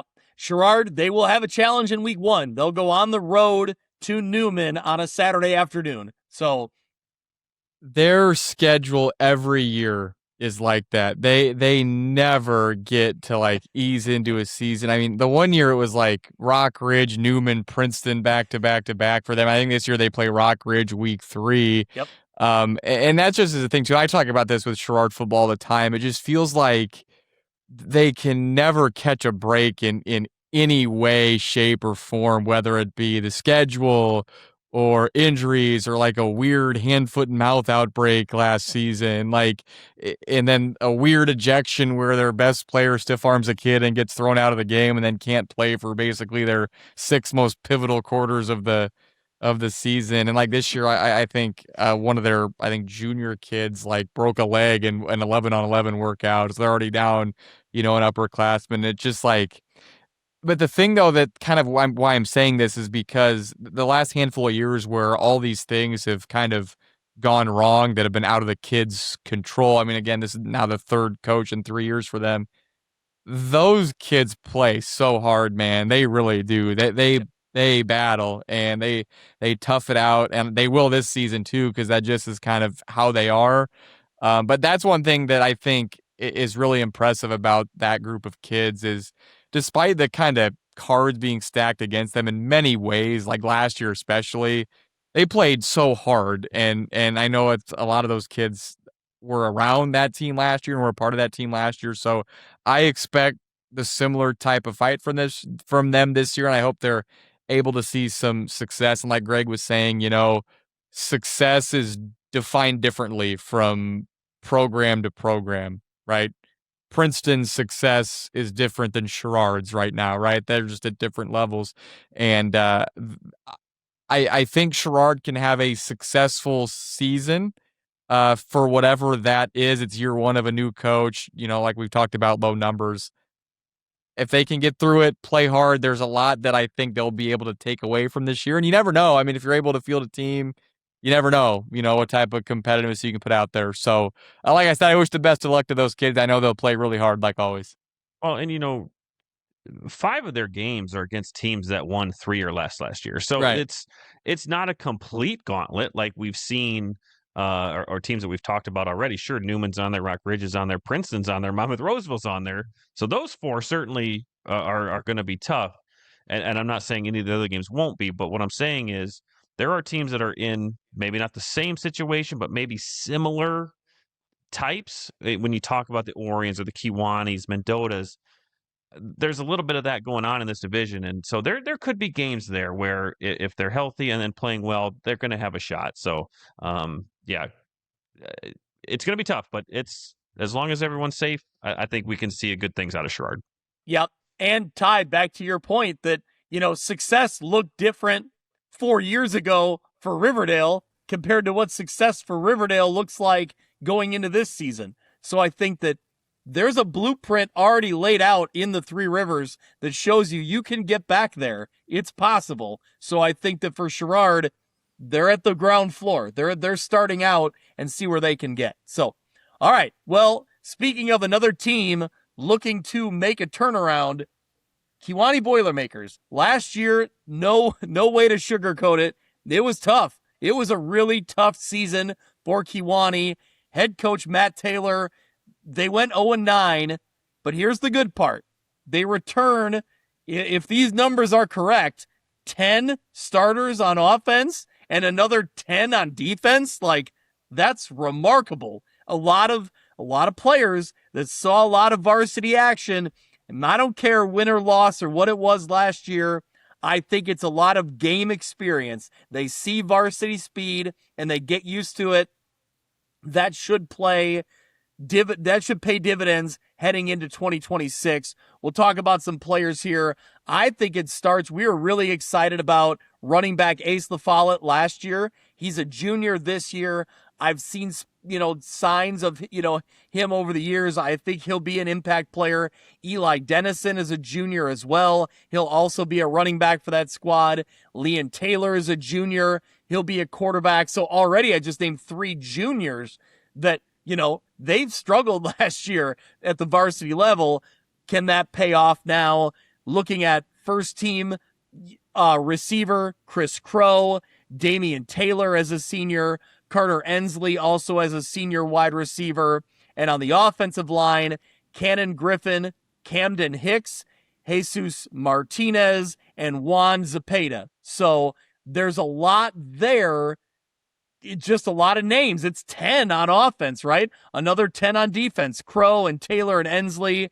Liam Slover is a senior. LaFollette, Dennison, Malik Diop as a senior linebacker, and Griffin, Robert Taylor, and Martinez again on the defensive line. So this team has had to show a lot of resilience. It was tough last year, but man, Kewanee was, like Ty, I think we talked about it last year. Kewanee's been a roller coaster over the last 5-6 years where there's peaks and there's valleys, and they're in a valley and they're trying to come back out of it. That's what I was going to say is for whatever reason, their like year to year is so sporadic. It feels like where a guy was looking at that when I was starting to do some of my preseason stuff. So like 2022, 9-2, or 2021, 9-2, 22, 4-5, 23, 8-2, 24, 5-5, and then 25, 0-9. So it's just like this up and down from year to year that is just like almost defies description, really. So, and like you said, I mean, when you have 10 starters back on both sides of the ball, like I don't care, what level of success you had. That's a lot of snaps that those kids played. And as you went through, I mean, most of those kids are juniors this year. It was a really young team that they put out on the field last season. Like we were just talking about with Sherrard, when you're playing freshmen and sophomores at the varsity level, especially in football, I mean, it's just hard to compete physically for 9 weeks and for entire games. But you mentioned some of their kids, like Chris Crow is a kid who's just a fantastic multi-sport athlete, really impressive basketball player, great track and field athlete at Kewanee too. Ace LaFollette's played, a lot of snaps ever since he was a freshman for the Boilermakers. And I don't know. I mean, I don't know what to think, really. Like I said, like we've talked about, it's just this up and down thing over the last handful of years with them. But with the amount of talent they have back, I mean, they're like a team that, as I've said, like you can tell I'm kind of struggling for words to even say because I'm not sure what I expect out of them. I'm really not. Like, they could finish third in this conference. I wouldn't really be that surprised. I mean, last year they were 0-9 and really struggled to compete with anybody, but I don't know. So I don't know. We'll see, I guess. Week 1 will be interesting to see. There's not much analysis I can give just because, as I've said, it was a struggle last year. Basically, everybody's back. They're all a year older, bigger, stronger, faster, however you want to say it. But the Kewanee Boilermakers, man, they just are a anomaly to me. So we'll see what 2026 brings. All right. So, Mitch, Ty can't figure it out. So what do you got? Help us figure it out. Well, I think with 10 starters on both sides of the ball coming back from an 0-9 year, they're battle tested, right? That's the good news. The bad news is that their battles are going to come in the first 3 weeks of the season, going to Rock Ridge, hosting Newman, and then going to Erie Prophetstown. Now, the schedule lets up a little bit after that, but I think we'll learn more about this Kewanee team in those first 3 games. Truthfully, harshly, I don't know that they'll win any of those 3. But then when you get into week 4 and 5 against Sherrard and Mendota, I think that's when we'll see the strengths of this Kewanee team start to come out. Maybe a reset on the season just a little bit. I agree with Ty. I think they can get to that mid. I don't think they're going to finish 0-9. Let me put it that way. I think they can get to that 3rd, 4th tier in this conference, maybe get to 3 wins. I think I could see it on the schedule. It's tough. They've got a lot of heavy hitters on this schedule coming off an 0-9 year. But look, 10 starters on both sides of the ball. That's the best in the conference. Bafala is a tremendous running back. They've got a lot of great names and a lot of great players. So who knows? Maybe the roller coaster that you talked about, Ty, they were in the valley and now they're shooting back up. So we'll see about the Boilermakers here in 26, but I do not see them going 0-9. No. Strap me in. Mitch, I'm going to segue off what you said, and I agree. 0-9 is not going to happen this year for this Boilermaker squad. And I think when you look at the new playoff structure, I think it's guaranteed Kewanee's going to play an extra game this season. Now, the question is, are they good enough? Does that roller coaster swing back high enough to get them to a bye week? I don't know. We'll see. But I think that this is one of those teams, again, where you look at the new playoff structure, and I think that Kewanee is going to play an extra game this season. How far they go, it will, yet to be determined in this conference. But I think that there's unknowns, and we'll find out some things along the way here. They'll be tested early, but I'm curious to see kind of what this experienced group can do in this division. All right, let's talk about the Hall Red Devils. Nick Sterling took over as head coach of his alma mater last year, and he led them they were 3 straight conference wins to improve to 3-2 midway through the season before they dropped their final 4 games of the year. So certainly not the way they wanted to end their season, but there was a spark there in the middle. And so I think that Nick Sterling can look to build off that a little bit. Some key returners. They have senior Colton Crowther as a running back and a linebacker. Caden Elena as on the offensive line. You also have Alex Tucker on the offensive line. He'll also be a linebacker as well. You have Evan Vashia on the line for offense and for defense. Keegan Marroquin as a wide receiver and a defensive back. Jackson Pinter as a wide receiver and a defensive back. Chase Sterling as a wide receiver and a defensive lineman. From what we've read, there will be an open competition between several players to take over at quarterback, Houston Yannick, or junior Tyson Zuniga, or sophomore Gage Olson. So they will step in for Braden Curran, who took over last year in week 6 after Dylan Glynn went down as QB1. So all 3 of those players coach thinks will be key players in their offense regardless of their role. So maybe that's some good depth that you have kind of built in. And, Mitch, once in a while, that competition in the offseason or getting into the regular season isn't a bad thing. You get players kind of hyped up early.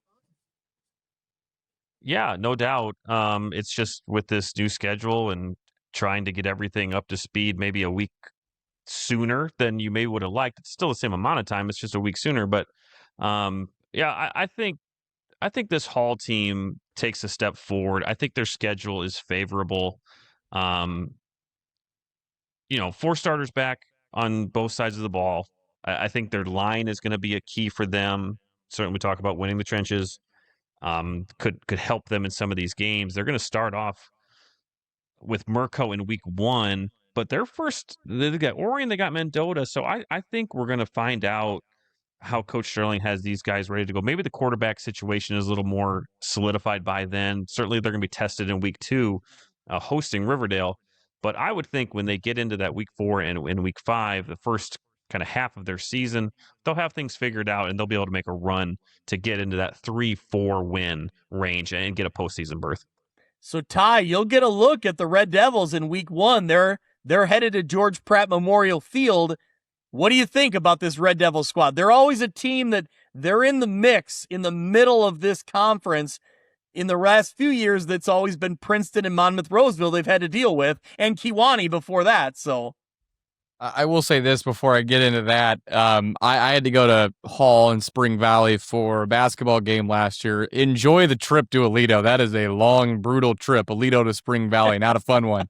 I think if I hear you talk every time we say this, I think that's more of an Aledo problem because Aledo's hard to get to. It is. No, I agree. Ty, Aledo doesn't have a state championship in pork chop, so I wouldn't be complaining too much if I had to go to Spring Valley. You're right. They got 6 in football, though. So Hall had their time. They've had their day too. That's true. It's been a little while. But Hall's had their time, and they got the pork chop title under their belt. No, sorry, I get defensive about my hometown. But no, I think defensive about the pork chop operation there. How about that? Yeah, you're right. But with Hall, I think that, like we talked about Mercer County earlier, it's an interesting week 1 game because Hall is similar when you kind of went through the pieces they're replacing. It's a lot of their yardage and scoring production at quarterback and their running backs last year. Chase Sterling, you mentioned him. He was a first team all-conference player on both sides of the ball as a sophomore last year as kind of a tight end receiver and then a defensive end, I think, too.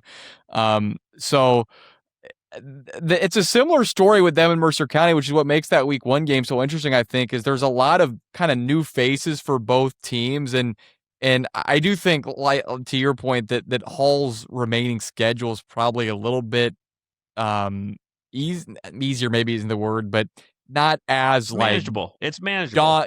More manageable, not as daunting as the 6 weeks that follow for Mercer County. So I just think that game will be really fun to kind of see how it plays out. But I agree, and similarly to what I was saying about Kewanee, I think Hall is in a similar spot where that 3rd spot in the league, while I don't really foresee any of these teams overtaking Monmouth-Roseville or Princeton, that number 3 spot in the conference on that side is up for grabs, really, I think. And if you can finish there, that's at least 3 wins probably. If you can get a win or 2 in the crossovers, you're talking about a 5-win season. 5's not out of the question, I don't think, looking at their schedule. I picked them in my poll to you to finish 3rd in the division. I think it's there. It's like we just said, it's a manageable schedule. Yep. All right, should we talk about the Mendota Trojans? The Mendota Trojans, Jim Eustace starts his 2nd season at Mendota after he took over leaving St. Bede. What he says heading into the season, they have a good foundation built last year and a good mix of experience and youth. They expect to be extremely competitive, is what he says. So, key players for the Trojans, senior Javier Hernandez, listed at quarterback, running back, and linebacker. So, very impactful player there in Hernandez. Jaden Leslie at running back and defensive end. Gavin Stevenson, running back, defensive back. Caden Taliani at tight end and linebacker, Cam Wasmer at running back linebacker, and junior Cannon Sheon on the offensive line. So this is a Mendota squad that has struggled the past few seasons. Last year, just 2-7. They made the playoffs in 2021, but they haven't had a winning season since 2014 when they went 6-4. So they haven't had a lot of success recently. Jim Eustace, longtime veteran head coach, been at several different places. I always think there's a jump from the first year to the second year at any program. We talked about it with Coach Lucas in Mercer County. So, Mitch, when you look at this Mendota squad, maybe there's something to be said about just getting familiarity with Coach Eustace and Coach Eustace getting familiar with the players here as they move into year 2. I think you're right. It's a year under Coach Eustace, another year under Coach Eustace, I should say, with a full off season now. They got to replace a lot. They don't have a ton coming back, but those that they do have coming back, we talked about the running backs, Leslie Hernandez and Wasber. A lot of playing time last year for those 3 guys. They got guys on the line coming back like Camden that you talked about.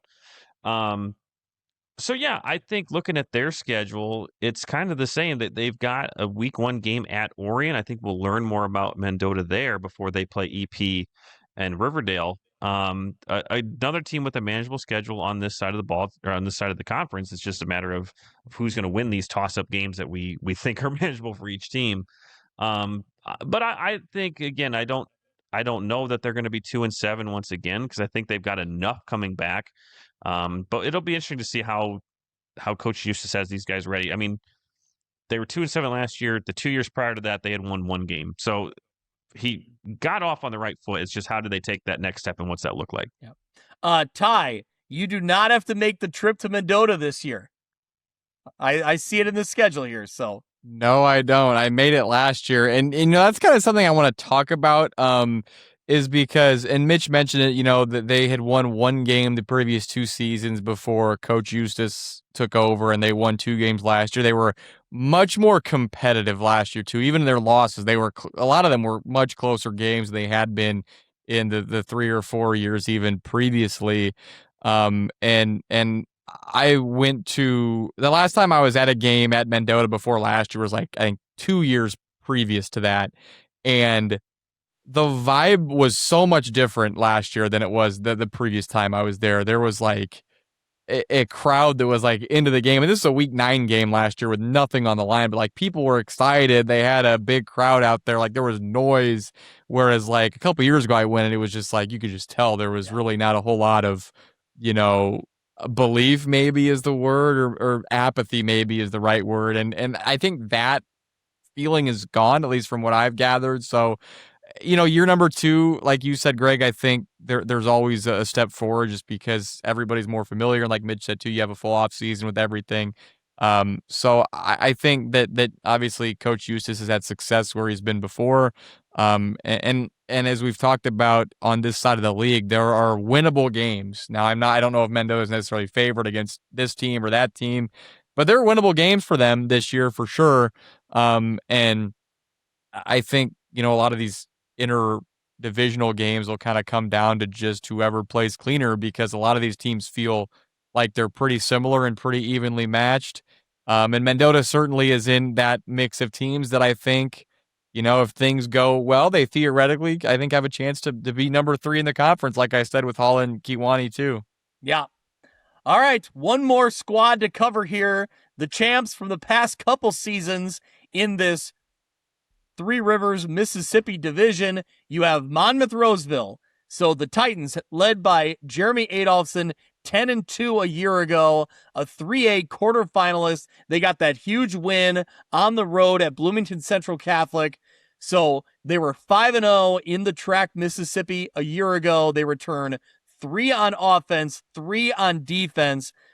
Not a big number there, but I think as we've come to see over the last few years, you trust what Jeremy Adolphson and what this Titans crew has coming back, that they're going to be pretty solid all the way around when you start talking about Offensive line, when you start talking about skill positions, defense and defensive line, I think everywhere across the board, they find guys that are going to step up. So a few of those names, Lars Berggren, a senior running back, he ran for almost 400 yards, 7 touchdowns. He had another over 100 yards receiving and a receiving touchdown in 8.5 games. Landon Montroy, he went over 1,200 yards, rushing, 20 touchdowns, first team all-conference. Those are the two big-name skill position players.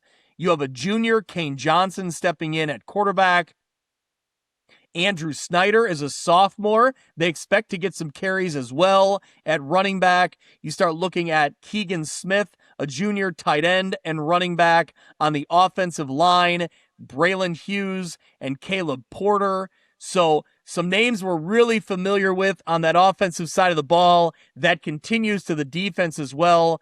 Lars Berggren, 29 tackles a year ago, 11 solo tackles, first team all-conference. He's entering his 3rd season as a starting safety, so he's going to be an impact player there for them on both sides of the ball. Andrew Snyder, that sophomore we mentioned, he'll be back. He started every game as a freshman, so they're really high on Snyder there, both on offense and particularly on defense. Keegan Smith will be a defensive back and a linebacker. He made an impact last year. He'll be entering his 3rd year as a starter.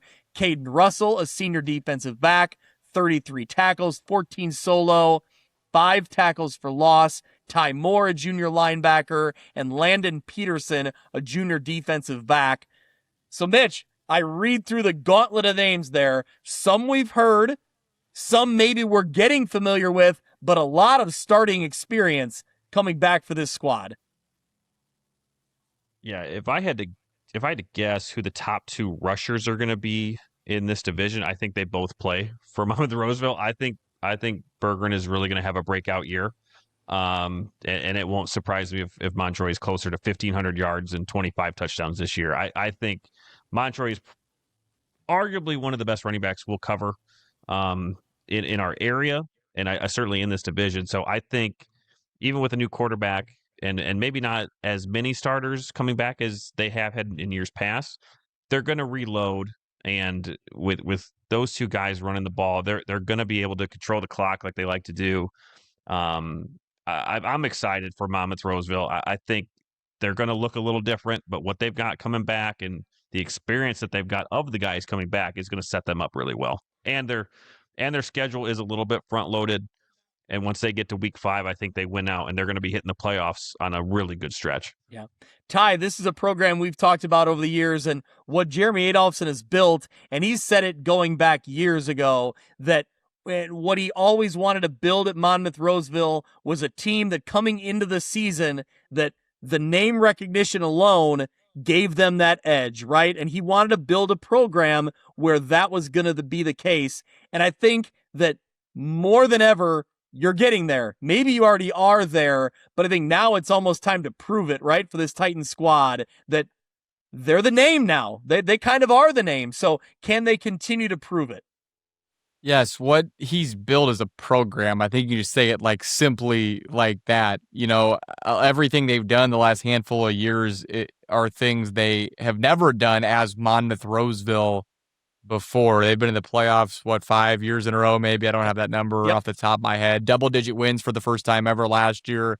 I think second ever trip to the quarterfinals last year. Back-to-back conference championships in the TRAC, which is never easy to do. And they've done it by building an identity. And that's something that, you know, I think all of the great programs, top-level programs have is in identity. And for Monmouth-Roseville, this year is the year where I think you'll really see if that's something that is going to stick, because they've had a number of these, you know, offensive linemen who feels like have played like 2 or 3 years that have all graduated now, and it's like a completely new group up front. But it's something that they kind of pride themselves on as being tougher and bigger and not necessarily faster, but stronger than the other team. And they really like to just run it right at you. And I know it's not a ton of different things they do. It just is kind of lining up and saying, okay, you probably know what we're going to do. Can you stop us? And I agree with what Mitch said. They have two, really high level, top of the line running backs. But like I said, though, completely new offensive line. They'll have a new quarterback this year too. But I do think that with what they've been able to build, that identity will kind of maybe lead them early before they get kind of settled into the new roles and everything. But it's a program that definitely has a lot of pride and has had, back-to-back just outstanding years. So I'm looking forward to seeing what kind of a new look, not necessarily a new look because the kids are going to be, carrying the ball most of the time or kind of the names we know. But outside of that, kind of some new faces in there for them. And will be, kind of fun to follow how things go for them this year, coming off of, like I said, 2 great years the past 2 seasons. Yeah, you mentioned that 5-year playoff streak that is currently, happening for this Monmouth-Roseville program.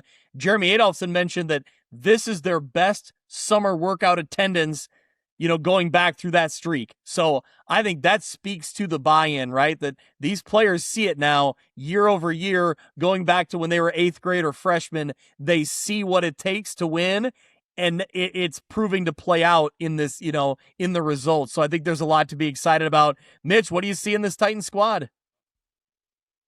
Yeah, in addition to, again, what I think is going to be the best running backs in the conference, I just think it's that culture shift in this program. 5 straight playoff appearances. You mentioned what the summer workouts are looking like. So even though they're going to have new names on either side of the ball, I think they're going to be equipped for another run here. All right, so I guess that leads right into our picks, our bulletin board material. Mitch, did you already kind of call it out there? Yeah, I guess I did. I just think the trajectory of Monmouth-Roseville over the past couple of years has been so impressive. They're doing what Princeton did for so many years. I think this is a year that Princeton gets back into, I don't want to say making that a competitive game because I don't mean that whatsoever. I think they're closer maybe than they have been or that they were last year. So that week 4 game is really going to tell who wins this conference. I really do believe that. But for me, for all the reasons I just mentioned, 2 of the best running backs we're going to cover, a tremendous culture, and you mentioned the offseason that they've had. I've picked against Coach Adolphson before, and I've heard about it every time. So I'm going to go for the Titans to have a 3-peat in the TRAC, Mississippi. Ty, you agree?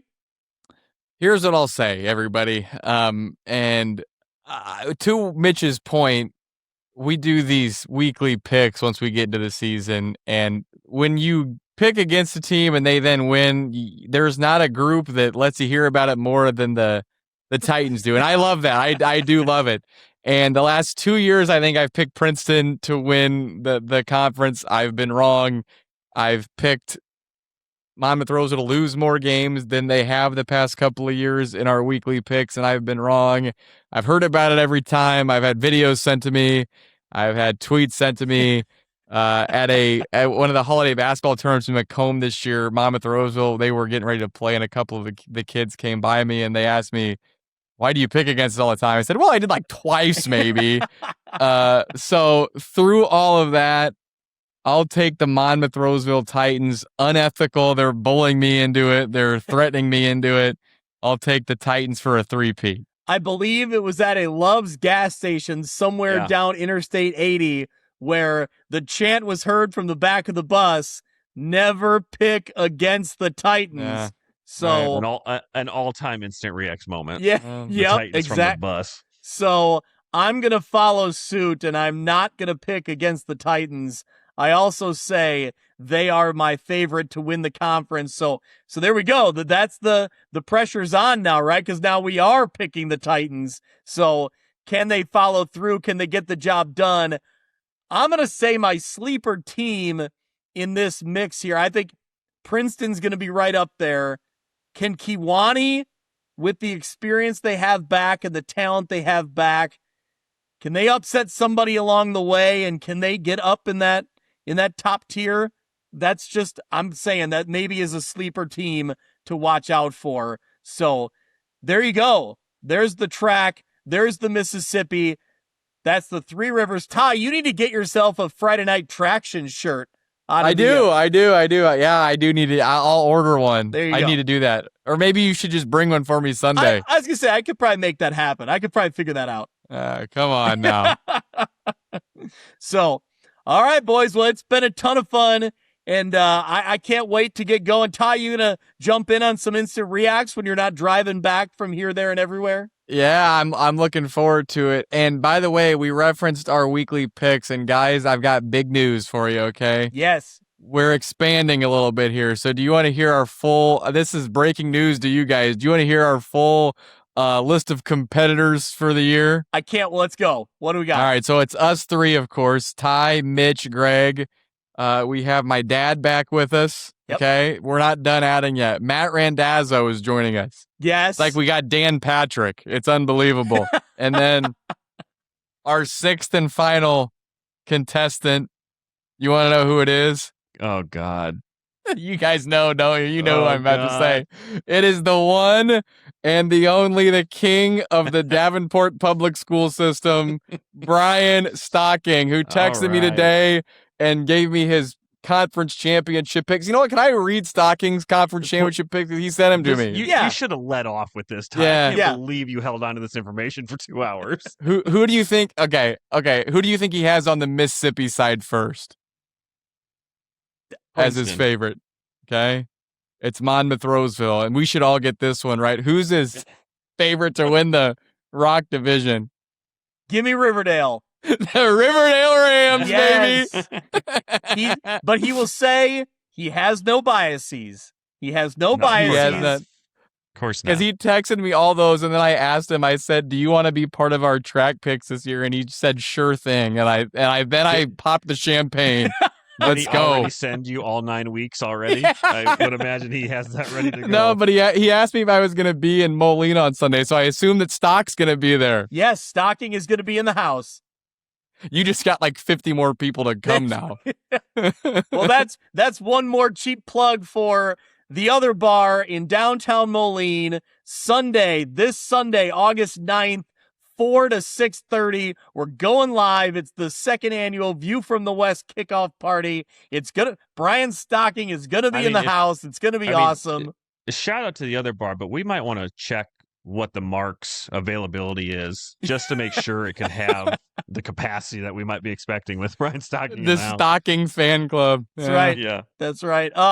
It's gonna be He's great. a bigger deal than Ella Langley coming to the Quad Cities. Is Stocking. Brian Stocking is making the trip. He'll be in downtown Moline on Sunday, so we can't wait. So, all right, boys, that does it for the Three Rivers Athletic Conference. I can't wait to get into the instant reacts every week. It's going to be a ton of fun to cover both of these sides and see how it all plays out.